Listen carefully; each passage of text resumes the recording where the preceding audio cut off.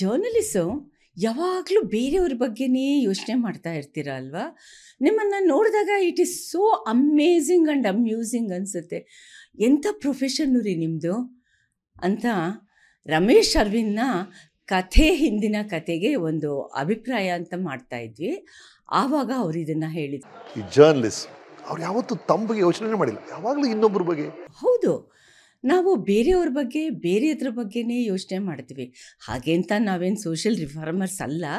ಸರಿಯಾಗಿರುವಂತಹ correct ಮಾಹಿತಿನ ಹೇಗೆ ಜನಕ್ಕೆ ಕೊಡಬೇಕು, ಆ ಇನ್ಫಾರ್ಮೇಷನ್ ಅವ್ರಿಗೆ ಹೇಗೆ ಹೆಲ್ಪ್ ಆಗುತ್ತೆ ಅನ್ನೋದು ನಮ್ಮ ಪ್ರೊಫೆಷನ್ನು, ಅದು ವೃತ್ತಿ ಧರ್ಮ.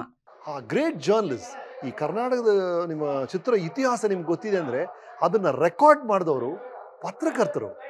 ಅವರ ಸ್ಟೋರಿ ಏನು ಯಾರೂ ರೆಕಾರ್ಡ್ ಮಾಡಿಲ್ಲ. ಇದನ್ನು ನಾವು ಮಾಡಬೇಕು ಅಂತ ಹೇಳೋದಾದರೆ ಒಂದಷ್ಟು ವಿಷಯ ತಿಳ್ಕೊಂಡಿರಬೇಕು, ಅರ್ಥ ಮಾಡ್ಕೊಂಡಿರಬೇಕು, ಓದಬೇಕು, ರಿಸರ್ಚ್ ಮಾಡಬೇಕು. ಅದನ್ನೆಲ್ಲ ಸೇರಿಸಿ ಕಂಪೈಲ್ ಮಾಡಿ ನಾವು ಸ್ಟೋರಿನ ಫೈಲ್ ಮಾಡ್ತೀವಿ. ಅದನ್ನು ನೀವು ಓದ್ತೀರಾ, ನೋಡ್ತೀರಾ.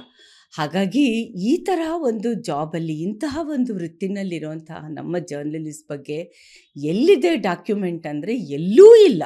ಬಟ್ ಅವ್ರು ಯಾರು, ಆ ಕತೆ ಬರೆದವ್ರು ಯಾರು, ಅವರ ಕತೆ ಏನು, ಅವರ ನೋವುಗಳೇನು, ಅವರ ಜೀವನ ಹೇಗಿರುತ್ತೆ, ಅವ್ರು ಎಲ್ಲಿ ವಾಸ ಮಾಡ್ತಾರೆ ಏನೂ ಗೊತ್ತಿರಲ್ಲ ನಮಗೆ. ಬರೀ ಕತ್ಲೆಯಲ್ಲೇ ಇದ್ದಾರೆ ಆ ಇಡೀ ವರ್ಗ. ಹಾಗಾಗಿನೇ ನಾವು ಸಾರಥಿ ಕಮ್ಯುನಿಕೇಷನ್ಸು ಇದನ್ನು ಡಾಕ್ಯುಮೆಂಟ್ ಮಾಡೋಕ್ಕೆ ಹೊರಟಿದ್ದೀವಿ. ದಿಸ್ ಈಸ್ ನಥಿಂಗ್ ಬಟ್ ನನ್ನ ಒಂದು ಪ್ರೊಫೆಷನ್ಗೆ ಗಿವಿಂಗ್ ಬ್ಯಾಕ್ ಟು ಸಮಥಿಂಗ್ ಅಂತ ಎಲ್ಲರೂ ಹೇಳ್ಕೋತಾರೆ. ಅದೇ ತರಹ ನಮ್ಮ ಒಂದು ಜರ್ನಲಿಸಮ್ಗೆ ಇದೊಂದು ಸಣ್ಣ ಗೌರವ, ಘನತೆಯನ್ನು ತಂದುಕೊಡೋ ಪ್ರಯತ್ನ ಸಾರಥಿ ಕಮ್ಯುನಿಕೇಷನ್ ಮಾಡ್ತಾ ಇದೆ. ಇದು ಬೇಕಾಗಿದೆ ಕೂಡ. ಈ ಒಂದು ಜರ್ನಿನಲ್ಲಿ ನಿಮ್ಮೆಲ್ಲರ ಸಹಕಾರ, ಬೆಂಬಲ ಬೇಕೇ ಬೇಕಾಗುತ್ತೆ. ಬಿಕಾಸ್ ಇದು ಒಂದು ಕ್ರೌಡ್ ಫಂಡಿಂಗ್ ಪ್ರಾಜೆಕ್ಟ್ ಆಗಿದೆ. ಮತ್ತು ನೀವು ಕೇಳಬಹುದು, ಬೇರೆಯವ್ರದ್ದೆಲ್ಲ ಬರೀತೀರಾ, ನಿಮ್ಮ ಬಗ್ಗೆ ನೀವು ಯಾತಕ್ಕೆ ಡಾಕ್ಯುಮೆಂಟ್ ಮಾಡಲ್ಲ ಅಂತ. ನಮ್ಮ ಬಗ್ಗೆ ನಾವು ಯಾವತ್ತೂ ಡಾಕ್ಯುಮೆಂಟ್ ಮಾಡೋದಿಲ್ಲ. ಒಬ್ಬೊಬ್ಬ ಜರ್ನಲಿಸ್ಟು ಕೂಡ ಒಂದೊಂದು ಡಿಕ್ಸ್ನರಿ ಆಗಬಹುದು, ಒಂದೊಂದು ಗೂಗಲ್ ಆಗಬಹುದು, ಅಷ್ಟೊಂದು ಇನ್ಫಾರ್ಮೇಷನ್ ಅವ್ರ ಹತ್ರ ಇರುತ್ತೆ. ನಮ್ಗೆ ಯಾತಕ್ಕೆ ಮಾಡೋಕ್ಕೆ ಬರಲ್ಲ ಅಂತಂದರೆ ನಮಗೆ ಮಾರ್ಕೆಟಿಂಗ್ ಬರಲ್ಲ. That's it. ಸೊ ನೀವು ಈ ಕತೆ ಹಿಂದಿನ ಕತೆ ನೋಡಿ ನಿಮ್ಮ ಅಭಿಪ್ರಾಯ, ಅನಿಸಿಕೆ ತಿಳಿಸಿ ನಮ್ಮ ಜೊತೆ ನಮ್ಮ ಜರ್ನಿನಲ್ಲಿ ನೀವು ಒಂದಾಗಿ.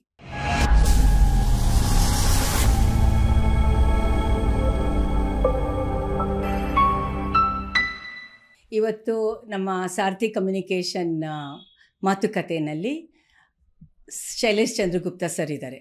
ಯಾರು ಇವರು ಅಂತ ನಿಮ್ಗೆ ಎಷ್ಟೋ ಜನ ಪರಿಚಯ ಇರ್ತಾರೆ. ಯಾಕೆಂದರೆ ಪ್ರಜಾವಾಣಿ ಪತ್ರಿಕೆ ಪ್ರತಿಯೊಬ್ಬರಿಗೂ ಪರಿಚಯ ಇದೆ. ಪ್ರಜಾವಾಣಿ ಪತ್ರಿಕೆಗೆ ಇವರು ಎಡಿಟರ್ ಆಗಿ, ಸಂಪಾದಕರಾಗಿ ಕೆಲಸ ಮಾಡಿ ಈಗ ರಿಟೈರ್ ಆಗಿದ್ದಾರೆ. ಅಲ್ಲಿಂದ ನಿವೃತ್ತಿ ಹೊಂದಿರ್ಬೋದು. ಆದರೆ ಯಾವುದೇ ತರಹನೂ ಜರ್ನಲಿಸಮ್ಗೆ ರಿಲೇಟೆಡ್ ಆಗಿ, ಪತ್ರಿಕೆಗಳಿಗೆ ಅಥವಾ ಮಾಧ್ಯಮಕ್ಕೆ ಸಂಬಂಧಪಟ್ಟ ಹಾಗೆ ಇವರು ಖಂಡಿತ ರಿಟೈರ್ ಆಗಿಲ್ಲ. ಪತ್ರಿಕೆ ಮತ್ತು ಪ್ರಜಾವಾಣಿ ಅಂತ ಹೇಳಿದಾಗ ಪ್ರತಿಯೊಬ್ಬರಿಗೂ ಪ್ರಜಾವಾಣಿ ಪತ್ರಿಕೆ ಅಂತೂ ರಾಜಕೀಯ ರಂಗದಲ್ಲಾಗಬಹುದು, ಸಾಹಿತ್ಯ, ಸಾಂಸ್ಕೃತಿಕ, ಈ ಎಲ್ಲ ರಂಗದಲ್ಲೂ ಕೂಡ 1948ನೇ ಇಸ್ವಿಯಿಂದ ದೊಡ್ಡ ಪಾತ್ರ ವಹಿಸ್ತಾ ಬಂದಿದೆ. ಅದರಲ್ಲೂ ಆಗ ತಾನೇ ಸ್ವಾತಂತ್ರ್ಯ ಬಂದಿತ್ತು.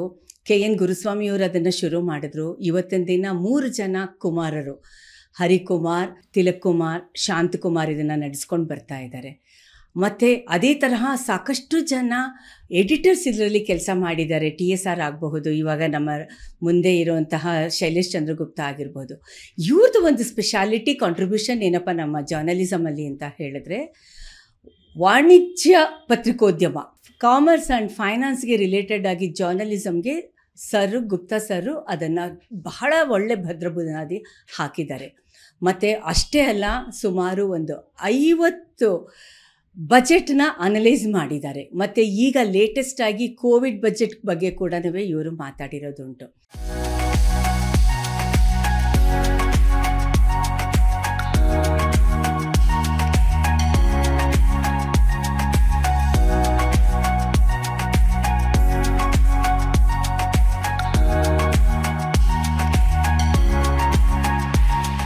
ಇವತ್ತು ಗುಪ್ತಾ ಸರ್ ನಮ್ಮ ಜೊತೆ ಇದ್ದಾರೆ. ಸರ್, ನೀವು ಪ್ರಜಾವಾಣಿ ಅಂತ ಹೇಳಿದಾಗ, ಶೈಲೇಶ್ ಚಂದ್ರಗುಪ್ತ ಅಂತ ಹೇಳಿದಾಗ ತಕ್ಷಣ ಕಾಮರ್ಸ್ ಅಲ್ವಾ ಅಂತಲೇ ಹೇಳ್ತಾರೆ. ಅಲ್ಲ, ಆ ಕ್ಷೇತ್ರದಕ್ಕೆ ಯಾರೂ ಮಾಡದೇ ಇರೋ ಕೆಲಸನ ನಾನು ಮಾಡೋದಕ್ಕೆ ಅವಾಗ ಸಾಧ್ಯ ಆಯಿತು. ನಾನು ಅದು ನನಗೆ ಒಂದು ಸಪ್ಲಿಮೆಂಟ್ರಿ ಇದ್ದಾಗಿತ್ತು. I was very good in desk international, national, local ಅದೆಲ್ಲ ಮಾಡಿದ್ದುಂಟು. ಆಮೇಲೆ ಕೆಲವು ಕ್ಷೇತ್ರಗಳಲ್ಲಿ ಬಹಳ ಕಬ್ಬಿಣದ ಕಟ್ಟಡೆ ಅಂತ ಅನಿಸ್ಕೊಳ್ಳೋಂಥ ಕೆಲವು ಕ್ಷೇತ್ರಗಳಲ್ಲಿ ರಿಪೋರ್ಟಿಂಗ್ ಕೂಡ ತುಂಬ ಮಾಡಿರೋದುಂಟು. ಪೊಲಿಟಿಕಲ್ ರಿಪೋರ್ಟರ್ಸು ಬೇಕಾದಷ್ಟು ಜನ ಸಿಗ್ತಾರೆ, ನಾನ್ ಪೊಲಿಟಿಕಲ್ ಸಬ್ಜೆಕ್ಟ್ಸ್ ಮೇಲೆ ಸಿಗುವುದಿಲ್ಲ. ಹಾಗಾಗಿ ಆ ಒಂದು ಅರೆನಾದಲ್ಲಿ ನಾನು ಮುಂದೆ ಬಂದೆ. ಆವಾಗ ಒಂದು ಏನೂ ಕೆಲಸ ಆಗದೆ ಇದ್ದಿದ್ದು ಬಿಸ್ನೆಸ್ ಜರ್ನಲಿಸಮ್ನಲ್ಲಿ. ಅದರಿಂದ ನಾನು ಅದನ್ನು ಕೈಗೆ ತಗೊಂಡೆ.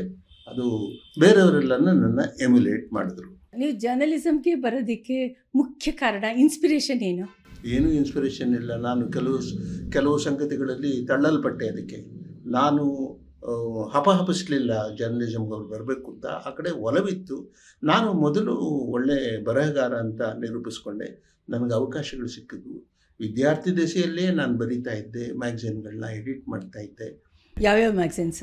ಅಲ್ಲ, ನಾನು ಮೈಸೂರು ವೈಶ್ಯ ಪತ್ರಿಕೆ ಅಂತ ಇತ್ತು. ನಾನು ಅಲ್ಲಿ ಕೆಲಸ ಮಾಡೋಕ್ಕೆ ಶುರು ಮಾಡಿದಾಗ ಅವರು ಒಂದು ದಿವಸ ದೊಡ್ಡ ಹಿರಿಯ ಗಾಂಧಿವಾದಿ ಅವರು ಕರೆದು ನನಗೆ ಸ್ವಲ್ಪ ಸಹಾಯ ಮಾಡ್ತೀರಾ, ನಿಮ್ಮ ಭಾಷಣ ಕೇಳಿದೆ ನಿನ್ನೆ, ಒಳ್ಳೆ ಭಾಷೆ ಇದೆ, ನೀವು ನನಗೆ ಅದರಿಂದ ಆ ದಿವಸನೂ ಸ್ವಲ್ಪ ಸಹಾಯ ಮಾಡ್ತೀರಾ ಅಂದರು. ಭಾಳ ದೊಡ್ಡ ಮೆಚ್ಚರು. ಲೆಜಿಸ್ಲೇಚರ್ ಕೌನ್ಸಿಲ್ ಡೆಪ್ಟಿ ಚೇರ್ಮನ್ ಆಗಿದ್ದರು, ಗೋಪಾಲಕೃಷ್ಣ ಶೆಟ್ಟಿ ಅಂತ. ಹಾಗೆ ನಾನು ಅದಕ್ಕೆ ಬಂದಿದ್ದು. ಹಾಗೆ ಆಮೇಲೆ ಏನು ನಾನು ಹಿಂತಿರುಗಿ ನೋಡಲಿಲ್ಲ. ಆ ದಿಕ್ಕಿನಲ್ಲೇ ಹೊರಟುಬಿಟ್ಟೆ ನಾನು. ಮೈಸೂರು ವಿಶ್ವವಿದ್ಯಾನಿಲಯದಲ್ಲಿ ಆಗ ಬರ್ತಾ ಇತ್ತು, ಇನ್ನೂ 1 ವಾಲ್ಯೂಮ್ ಬಂದಿರಲಿಲ್ಲ. ಅವರಿಗೆ ಏನೋ ಒಂದು ಅಗತ್ಯ ಬಿತ್ತು, ಬರೆಯೋರಿರಲಿಲ್ಲ ಕೆಲವು ಟೈಟಲ್ಸ್ಗಳ ಬಗ್ಗೆ. ಅಂಥದ್ದು 2 ಟೈಟಲ್ ನನಗೆ ಕೊಟ್ಟರು, ಹುಡ್ಕೊಂಬಂದು ಕೊಟ್ಟರು. ಇದು ನೀವು ಬಡಿತೀರಾ, ನೀವು ಬರ್ಕೊಡಿ ಅಂತ. ನಾನು ಅದನ್ನು ಚಾಲೆಂಜ್ ತೊಗೊಂಡು ಬರ್ಕೊಟ್ಟೆ. ಹಾಗೆ ಇಮಿಡಿಯೇಟಾಗಿ ನಾನು ಧುಮುಕ್ಬಿಟ್ಟೆ. ಆಗೊಂದು ಅವಕಾಶ ಬಂತು ಅಷ್ಟೇ. ಪ್ರತಿಯೊಂದು ಸಣ್ಣ ಅವಕಾಶವನ್ನು ನಾನು ಅದನ್ನು ಉಪಯೋಗಿಸ್ಕೊಂಡೆ. ಬಹಳ ಬೇಗ ನಾನು ಪ್ರಜಾವಾಣಿ ಹಂತಕ್ಕೆ ಹೋಗಿ ಅಲ್ಲಿ ಸೇರಿಬಿಟ್ಟೆ. 33 ವರ್ಷ ಅಲ್ಲಿ ಕೆಲಸ ಮಾಡಿದೆ. ಸರ್, ನಿಮ್ಮದು ಎಜುಕೇಷನ್ ಎಲ್ಲನೂ ಮೈಸೂರಲ್ಲಿ ಓದಿದ್ದು, ಮೈಸೂರು ಯೂನಿವರ್ಸಿಟಿ BSc ಮಾಡಿದ್ದೀನಿ. ನಾನು ವಿಜ್ಞಾನ ಬರೀತಾ ಇದ್ದೆ ತುಂಬ. Okay sir. ಸೊ ಹಾಗಾಗಿ ಒಂದು ವಾಕಿನ್ ಇಂಟರ್ವ್ಯೂ ಇಟ್ಟರು, ಒಂದು ವಿಶ್ವಕೋಶದವರು, ಕಿರಿಯ ವಿಶ್ವಕೋಶದವರು ನಿರಂಜನ ಅವರು. ವಾಕಿನ್ ಇಂಟರ್ವ್ಯೂ ಇಟ್ಟರೆ ಅದು ಹಿಡಿಸ್ತು ನನಗೆ ಆ ವಿಚಾರ. ಅರೆ, ಅರ್ಜಿಗಳನ್ನೇ ಕರೆಯೋದಿಲ್ಲ, ವಾಕಿನ್ ಇಂಟರ್ವ್ಯೂ ಬನ್ನಿ ಅಂತ ಕರೀತಾರೆ ಅಂತ ಹೇಳ್ಬಿಟ್ಟು ನಾನು ಹೋದೆ. ಹೋಗೋದಕ್ಕೆ ನನಗೆ ಸಿಕ್ಕ ಪ್ರೇರಣೆ ಅಂತಂದರೆ, ಅಡಿಷನಲ್ ಪ್ರೇರಣೆ ಅಂತಂದರೆ, ಅವತ್ತು ಪಕ್ಕದ ಲಾಲ್ಬಾಗ್ನಲ್ಲಿ ಕಾಂಗ್ರೆಸ್ ಸೆಷನ್ ನಡೀತಾ ಇತ್ತು. ಆ ಸೆಷನ್ನಲ್ಲೇ ಕಾಂಗ್ರೆಸ್ 2 ಒಡೆದು ಸಿಂಡಿಕೇಟ್ನವ್ರದ್ದೊಂದು ಕಾಂಗ್ರೆಸ್ಸು, ಇಂದಿರಾ ಗಾಂಧಿದೊಂದು ಕಾಂಗ್ರೆಸ್ ಅಂತ ಎಸ್ಟಾಬ್ಲಿಷ್ ಆಗಿದೆ. ಎಂತೆಂಥ ನಾಯಕರೆಲ್ಲ ಬಂದಿದ್ದರು. ಅವನ್ನೆಲ್ಲ ಕಣ್ಣಾರೆ ನೋಡೋಕ್ಕೆ ಅವಕಾಶ ಸಿಗುತ್ತೆ ಅಂತಂದಾಗ ನಮ್ಮ ಡೆಕ್ಕಲ್ಯಾಂಡಲ್ಲಿ VK ರಾಜಗೋಪಾಲ್ ಅಂತ ಇದ್ದು ರಿಟೈರ್ಮೆಂಟ್ ತೊಗೊಂಡಿದ್ದರು ಅವರು, ಚೀಫ್ ರಿಪೋರ್ಟರ್ ಆಗಿ. ಅವ್ರು ನನ್ನ ಪರಿಚಯನೂ ಇರಲಿಲ್ಲ. ನಾನು ಅವ್ರ ಹತ್ರ ಹೋಗಿ ನನಗೊಂದು ಪಾಸ್ ಕೊಡಿ, ನಾನು ಕಾಂಗ್ರೆಸ್ ಸೆಷನ್ಗೆ ಹೋಗಬೇಕು. ಸೊ ಕೇಳಿದೆ ನಾನು. ಅವರು ಪಾಪ ಆ ಜುಬ್ಬತೆ ಕೊಡಿ ಅಂದರು ಕೂತ್ ಕಡೆಯಿಂದ. ತೆಕ್ಕೊಟ್ಟು ಜೇಬ್ನಲ್ಲಿ ಪಾಸ್ ಕೊಟ್ಟರು. ಹೋಗಿ ಬನ್ನಿ, ಇನ್ನೂ ಇಲ್ಲ ಸರ್, ಇನ್ನೂ ಒಂದು ಕೆಲಸ ಇದೆ ನನಗೆ, ಈ ಥರದೊಂದು ವಾಕಿನ್ ಇಂಟರ್ವ್ಯೂ ಇದೆ, ಅದು ಅಟೆಂಡ್ ಮಾಡ್ತೀನಿ. ಒಳ್ಳೇದು, ಅದೆಲ್ಲ ಮುಗಿಸ್ಕೊಂಡು ದಿವಸ ಹೋಗಿ ಮಾತಾಡ್ಸ್ಬಿಟ್ಟು ಹೋಗಿ ಅಂತ ಕಳಿಸಿದ್ರು. ಬೆಳಗಿನ ಜಾವ ನಾನು ಬಿಟ್ಟು ಅಲ್ಲಿಂದ ಶುರುವಾಯಿತು ನನ್ನ ಜೈತ್ರ ಯಾತ್ರೆ. ಯಾವ ಇಯರ್ ಸರ್ ಇದು? ಮೂನ್ ಲ್ಯಾಂಡ್ ಆದ್ನಲ್ಲ, ಮನುಷ್ಯ ಲ್ಯಾಂಡ್ ಆದ್ನಲ್ಲ, ಅವತ್ತು ನನಗೆ ಅಪಾಯಿಂಟ್ಮೆಂಟ್ ಆರ್ಡರ್ ಬಂತು. First appointment order. ಓಕೆ. ಅಲ್ಲಿ ನ್ಯೂಸ್ ಬಂದಿದೆಯಲ್ಲ, ಅವತ್ತು ನನಗೆ ಅಪಾಯಿಂಟ್ಮೆಂಟ್ ಆರ್ಡರ್ ಬಂತು. ಎಲ್ಲಿ? ಜ್ಞಾನಗಂಗೋತ್ರಿ ಕಿರಿಯರ ವಿಶ್ವಕೋಶದಲ್ಲಿ ನಿರಂಜನ ಅಲ್ಲಿ ಅವರು ವಾಕಿನ್ ಇಂಟರ್ವ್ಯೂ ಇಟ್ಟಾಗ ಅವರು ಹೇಳಿದ್ರು, ನಾವು ಆಮೇಲೆ ನಾವು ಇಂಟರ್ವ್ಯೂ ಮಾಡ್ತೀವಿ, ನೀವು 2 essay ನಿಮಗೆ ಬೇಕಾಗಿರೋಂಥವ್ರು 10 ನಿಮಿಷಕ್ಕೆ ಸೀಮಿತವಾಗುವಂಥ 10 ನಿಮಿಷದ 2 essay ನೀವು ಬರ್ಕೊಡ್ಬೇಕು ಅಂತ ಓಪನ್ ಆಗಿ ಕೇಳ್ಬಿಟ್ರು. ನೀವು ಸಬ್ಜೆಕ್ಟ್ ನಿಮ್ಮದು ಅಂತ. ನಾನೊಂದು 2 essay ಬರ್ಕೊಟ್ಟೆ. ಅದರಲ್ಲಿ ವಿಜ್ಞಾನ ಸಾಹಿತ್ಯ ಅನ್ನೋದು ಕೂಡ ಒಂದು essay, ಇನ್ನೊಂದು ನೊಬೆಲ್ ಪಾರಿತೋಷಕದ ಬಗ್ಗೆ. ಅದೆರಡು ನ್ಯೂಸ್ ಇತ್ತವಾಗ. Okay sir. ಹಾಗಾಗಿ ಬರ್ಕೊಟ್ಟೆ. ಇಂಟರ್ವ್ಯೂ ಇತ್ತು. ಇಂಟರ್ವ್ಯೂನಲ್ಲಿ ಏನೇನು ಕೇಳಬೇಕು ಕೇಳಿದ್ರು ಅವರು. ಅವ್ರಿಗೆ ಆಮೇಲೆ ಎಲ್ಲರೂ ಹೊಸಬ್ರನ್ನ ತಗೊಂಡ್ರು ಅವರು. ಅದರಲ್ಲಿ ಹೊಸಬ್ರು ಅಂತಂದ್ರೆ ಯಾರು ಪ್ರಭಾವ ಬೀರೋದಕ್ಕೆ ಇಷ್ಟಪಡಲ್ವೋ ಅಂತ ಅವ್ರನ್ನೆಲ್ಲ ತಗೊಂಡ್ರು. ಚಿನ್ನಮಂಗಳ ನನ್ನ ಜೊತೆಗೆ ಬಂದ್ರು. ಆಮೇಲೆ ನರಸಿಂಹಾಚಾರ್ಯ ಮಗಳು ಪುನಃ ಆಲಮೇಲು ನಮ್ಮ ಜೊತೆಗೆ ಬಂದ್ರು. ವಾಣಿ ಮಗಳು ಸುಮಿತ್ರಾ ನಮ್ಮ ಜೊತೆಗೆ ಬಂದ್ರು. ಅವರೆಲ್ಲನೂ ಇನ್ನು ರೆಕಮೆಂಡೇಶನ್ ಎಲ್ಲ ಏನೂ ಇಲ್ಲ, ಕಣಕ್ಕೆ ಇಳಿದಿರ್ಲಿಲ್ಲ. ನಾನು ಬಂದೆ. ಹೀಗೆ ವರದರಾಜ್ ಹೊಲ್ಗೌಡರು ಆವಾಗ ಅಷ್ಟೊತ್ತು ಬಂದಿದ್ರು, LS ಶೇಷಗಿರಿರಾವ್ ಬಂದಿದ್ರು, ನಿರಂಜನ ಇದ್ರು. ಅಂತ ಸೆಟಪ್ ನಲ್ಲಿ ನನಗೆ ಅವಕಾಶ ಸಿಕ್ಬಿಟ್ಟು TSR ಇದ್ರು. ಅವ್ರ ಜೊತೆ ನ್ಯೂಸ್ ರೇಟರ್ ಯಾರು ಗೊತ್ತಾ? ಖಾದ್ರಿ ಶಾಮಣ್ಣ ನ್ಯೂಸ್ ರೇಟರು. ಅವರು ಬಂದು ಕಿವಿನಲ್ಲಿ ಹೇಳೋರು, ಈ ತರ ಸಬ್ಜೆಕ್ಟ್ ಇದೆ ಅನ್ನೋರು. ಏಯ್ ತಮ್ಮ ಪ್ಯಾಡ್ ತಮ್ಮ ಅನ್ನೋರು, ಪೆನ್ ಜೇಬಿಂದ ತೆಗಿಯೋರು. ಹಿಂಗೆ ಬರ್ಕೊಂಡು ಹೋಗ್ಬಿಡೋರು ಅಷ್ಟೇ. ಎಷ್ಟು ವರ್ಡ್ಸ್ ಬೇಕು ಸಬ್ಜೆಕ್ಟ್ ಏನಿದೆ ಅದೆಲ್ಲ ಕ್ರಿಸ್ಟಲೈಸ್ ಆಗೋಗ್ಬಿಟ್ಟಿರುತ್ತೆ ಬರೆಯೋಕೆ ಶುರು ಮಾಡುವಾಗ್ಲೇನೆ. ಬರೆದ್ಬಿಟ್ಟಿದ್ದಾರೆ, ಹಿಂಗೆ ತೆಗೆದು ಹರಿದ್ಬಿಟ್ಟು ಏಯ್ ತಗೊಂಡೋಗಿ ಕೊಟ್ಬಿಡಲ್ಲಿ ಅಂತನ್ನೋರು. ಅಷ್ಟು ಚಾಣಾಕ್ಷತೆ, ಅಷ್ಟು ಸಾಮರ್ಥ್ಯ ಅವ್ರಿಗಿತ್ತು. SR is different person, different kind of person. He's a performer, results produce ಮಾಡೋಂತ. ಹಾಗೆ ಅವ್ರ ಜೊತೆ ಎಲ್ಲ ಅದಕ್ಕಿಂತ ಮುಂಚೆ ನನಗೆ ತುಂಬಾ ಟ್ರೈನಿಂಗ್ ಸಿಕ್ಕಿತ್ತು ಕ್ಷೇತ್ರದಲ್ಲಿ, ಗಾಂಧಿವಾದಿ ಗೋಪಾಲ್ ಕ್ಷೇತ್ರದಲ್ಲಿ. ಅದಾದ್ಮೇಲೆ ನನಗೆ ವಿ.ಕೆ. ರಾಜಗೋಪಾಲ್ ಅವರ ಮಾರ್ಗದರ್ಶನ ತುಂಬಾ ಸಿಕ್ತು. ಆಮೇಲೆ ಏನಾಯ್ತು, ಏನು ಪ್ರಾಬ್ಲಮೇ ಆಗ್ಲಿಲ್ಲ ನನಗೆ. ಪ್ರಾಬ್ಲಮ್ ಆಗ್ಲಿಲ್ಲ ಅಂತಂದ್ರೆ ಯಾವ್ದು ಬೇಕಾದ್ರೂ ಬರೀತಾನಲ್ಲ ಇವನು ಅನ್ನೋದು ಸವ್ಯಸಾಚಿತ್ವ, ಅದು ನನಗೆ ಸಿದ್ಧಿಸಿತ್ತು. ಅಷ್ಟೊತ್ತಿಗೆ ವಿಶ್ವಕೋಶದಲ್ಲಿ ಬೇರೆ ಕೆಲಸ ಮಾಡಿದ್ನಲ್ಲ, ವಿಶ್ವಕೋಶದಲ್ಲಿ ನಾನು ಒಂದು 2.5 ವಾಲ್ಯೂಮ್ ಅಲ್ಲಿ ಸುಮಾರು 600 ಟೈಟಲ್ಸ್ ಬರ್ತಿದ್ದೀನಿ. ನನ್ನ ನಂಬಿಕೆ ಏನು ಅಂತಂದ್ರೆ, ಅರ್ಥವಾಗ್ಬೇಕಾದ್ರೆ ಯಾವುದೇ ವಿಷಯನ ಒಂದ್ಸತಿ ಓದಿದ ತಕ್ಷಣ ಅರ್ಥವಾಗೋದಿಲ್ಲ ಅಂತ ಇಟ್ಕೊಳ್ಳಿ. 10 ಸರ್ತಿ ಓದ್ಬೇಕು. ನನ್ನ ಜರ್ನಲಿಸ್ಟ್ ಹೇಳೋದಂತೆ, ನಿಮ್ಗೆ ಯಾವ್ದು ಸಬ್ಜೆಕ್ಟು ಇದಾಗಬಾರ್ದು, ನಿಮ್ಗೆ ಏನ್ ಅರ್ಥವಾಯ್ತು ಅದಷ್ಟೇ ಬರಿಬೇಕು. ಆದ್ರೆ 10 ಸತಿ ಓದ್ಬೇಕು, ಬೇಕಾದ್ರೆ 2 ಸತಿ ಓದ್ಬೇಕು ಸಾಕಾದ್ರೆ. ಹಾಗೆ ಆಗಿ ಯಾವುದೇ ಸಬ್ಜೆಕ್ಟ್ ಮೇಲೆ ಬರೀತೀನಿ ಅನ್ನೋ ಕಾನ್ಫಿಡೆನ್ಸ್ ಬಂದ್ಬಿಟ್ರೆ ಅವನ್ ಎಲ್ಲಿ ಬೇಕಾದ್ರೂ ಬದುಕೊಂಡ್ಬರ್ತಾನೆ. ಮನುಷ್ಯನಿಗೆ ಬದ್ಧತೆ ಇರಬೇಕು, ನಂಬಿಕೆ ತನ್ನದು ಇಟ್ಕೋಬೇಕು, ಅಗತ್ಯ ಏನಿದೆ ಅದ್ರ ಪ್ರಕಾರ ಹೋಗ್ಬೇಕು. ನಂಬಿಕೆ ನಮ್ಮ ಐಡಿಯಾಲಜಿ ಎಲ್ಲರಿಗೂ ಇರುತ್ತೆ, ಆದ್ರೆ ಬರವಣಿಗೆ ವಿಚಾರ ಬಂದಾಗ ನಾನು ಅಪೊಲಿಟಿಕಲ್ ಆಗಿರ್ತೀನಿ ಅಥವಾ ಈ ಐಡಿಯಾಲಜಿ ಯಾವುದಕ್ಕೂ ಅದರ ಅಗತ್ಯಾನುಸಾರ ಏನ್ ಬೇಕೋ ಅದನ್ನ ಕೊಡೋದಕ್ಕೆ ತಯಾರಿರ್ಬೇಕು ಅಂತ ಅವನು ಜರ್ನಲಿಸ್ಟ್ ಆಗಿ ಎಲ್ಲಿ ಬೇಕಾದ್ರೂ ಬದುಕಬಹುದು. ಸರ್, ಹಾಗಾದ್ರೆ ನಿಮ್ದು ಇದನ್ನ ಡೀಟೇಲ್ಸ್ ಕೇಳ್ತಾ ಇದ್ರೆ, ಅನುಭವ ಕೇಳ್ತಾ ಇದ್ರೆ, ಆನ್ ಜಾಬ್ ಅಲ್ಲೇ ನೀವು ಪತ್ರಿಕೋದ್ಯಮ ಕಲ್ತಿದ್ದು? ಹೌದು, ನನಗೆ ಯಾರು ಹೇಳ್ಕೊಡ್ಲಿಲ್ಲ, ನೋಡಿ ಕಲ್ತಿದ್ದೀನಿ. ನನಗೆ ಬೇಕಾದವ್ರನ್ನ ಅನುಸರಿಸಿ ಕಲ್ತಿದ್ದೀನಿ. ಭಾಷೆನೂ ಅಷ್ಟೇ. ನಾನು ಸ್ಟೂಡೆಂಟ್ ಆಗಿದ್ದಾಗ್ಲೇನೆ ಮಾಸ್ತಿಯವರ ಜೀವನ ಪತ್ರಿಕೆ ನೋಡೋದಕ್ಕೋಸ್ಕರ, ಅಲ್ಲಿ ಮಾಸ್ತಿಯವರು ಬರೀತಾ ಇದ್ದಂತ ಸಂಪಾದಕೀಯಗಳ ಬಗ್ಗೆ ಓದೋದಕ್ಕೋಸ್ಕರ ನಾನು ಹೈಸ್ಕೂಲ್ ಸ್ಟೂಡೆಂಟ್ ಆಗಿದ್ದಾಗ ಮಹಾರಾಜ ಕಾಲೇಜಿನ ಲೈಬ್ರರಿಗೆ ಹೋಗ್ತಾ ಇದ್ದೆ. ಅಲ್ಲಿದ್ದವರು ಹುಡುಗ ಏನು ಬಂದು ನೋಡ್ಕೊಂಡು ಹೋಗ್ತಾನಲ್ಲ ಅಂತ ದಿವಸ ನಾನು ಹಿಂದೆನೇ ಬಂದು ನೋಡಿದ್ದಾರೆ. ಆಮೇಲೆ ಏನಪ್ಪಾ ನೀನು ಓದ್ತಾ ಇದೀಯಾ ಅಂತ ಕೇಳಿದ್ರು. ಹೌದು ಸರ್. ಎಲ್ಲಿ ಓದ್ತಿದ್ಯಾ? ಮಹಾರಾಜ ಹೈಸ್ಕೂಲಲ್ಲಿ ಓದ್ತಾ ಇದ್ದೀನಿ. ಮತ್ತೆ ಇಲ್ಲಿಗೆ ಬಂದಿದೆಯಲ್ಲ ಅಂದ್ರೆ, ಇಲ್ಲಿ ಸಿಗುತ್ತಲ್ಲ ಸರ್, ಇಲ್ಲಿ ನನ್ನ ಜೀವನ ನೋಡ್ಬೇಕು ಅಂದ್ರೆ ಇಲ್ಲಿ ಬರ್ತೀನಿ ನಾನು. ಅಲ್ಲ, ನೀ ಜೀವನ ಸರಿ ಅಲ್ಲ, ಜೀವನ ಮ್ಯಾಗಝಿನ್ ಮಾಸ್ತಿ ಅವ್ರು ನೋಡ್ಬೇಕಂದ್ರೆ ಇಲ್ಲಿ ಬರ್ತೀನಿ, ಇಲ್ಲಿ ಸಿಗುತ್ತೆ. ಹಾಗೆ ಇಲ್ಲಿ ಏನಿದೆ ಗೊತ್ತು, ನಾನು ಅದನ್ನ ಓದೋದಕ್ಕೆ ಬರ್ತೀನಿ ಅಂತ ಹೇಳಿ. ಹೀಗೆ I am A sort of self learning person. ಹಾಗಾಗಿ ನಾನು ಮುಂದಕ್ಕೆ ಬಂದೆ. ಇಲ್ಲಿದ್ರೆ ಕಲ್ತ್ಕೊಳ್ತಾನೇ ಇರ್ಬೇಕು ಸದಾಕಾಲ. ಅದನ್ನು ವಿಮುಖರಾದರೆ ಅದರಿಂದ ಏನು ಮಾಡೋಕ್ಕಾಗೋದಿಲ್ಲ. ಓಕೆ ಸರ್, ನಿಮ್ಮ ಮಾತು ಕೇಳ್ತಾ ಇದ್ರೆ ಒಬ್ಬ journalist Jack of all master of ನನ್ ಅಂತ ಹೇಳ್ತಾರೆ. ನಾನೇನು ಅದಕ್ಕೆ ವರಿ ಮಾಡ್ಕೊಳ್ಳೋದಿಲ್ಲ.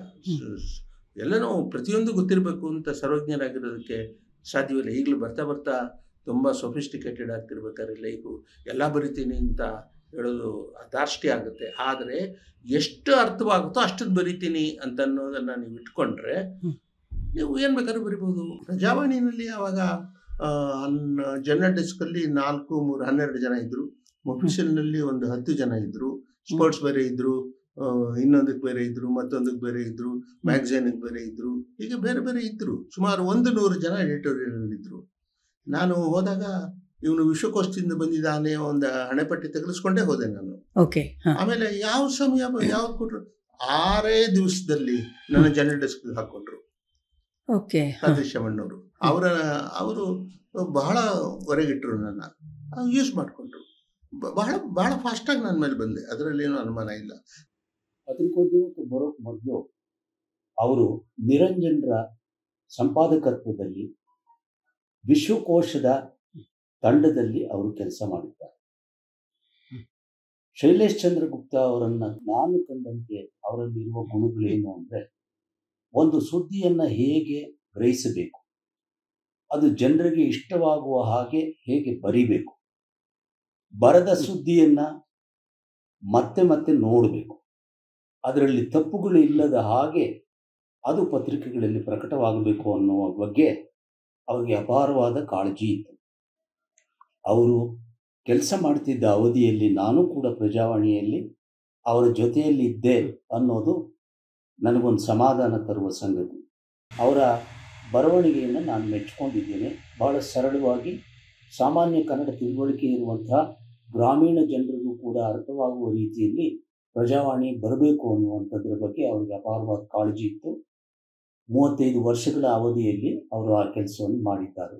ನನ್ನೊಂದಿಗೆ ಪದೇ ಪದೇ ಫೋನ್ ಮೂಲಕ ಮಾತನಾಡ್ತಾ ನಾವು ನಮ್ಮ ಮನಸ್ಸುಗಳನ್ನು ಶಾರ್ಪ್ ಮಾಡ್ಕೊಳ್ತಾ ಇದ್ದೇವೆ, ವಿಚಾರಗಳಿಗೆ ನಾವು ಪರಸ್ಪರ ಒಡ್ಡಿಕೊಳ್ತಾ ಇದ್ದೇವೆ. ಆ ಮೂಲಕ ನಾವು ಇನ್ನೂ ಆರೋಗ್ಯಕರ ಮನಸ್ಥಿತಿಯವರಾಗಿದ್ದೇವೆ. ಶೈಲೇಶ್ ಅವರಿಗೆ ಸದಾ ಒಳ್ಳೆಯದಾಗಲಿ ಅಂತ ನಾನು ಬಯಸ್ತೇನೆ.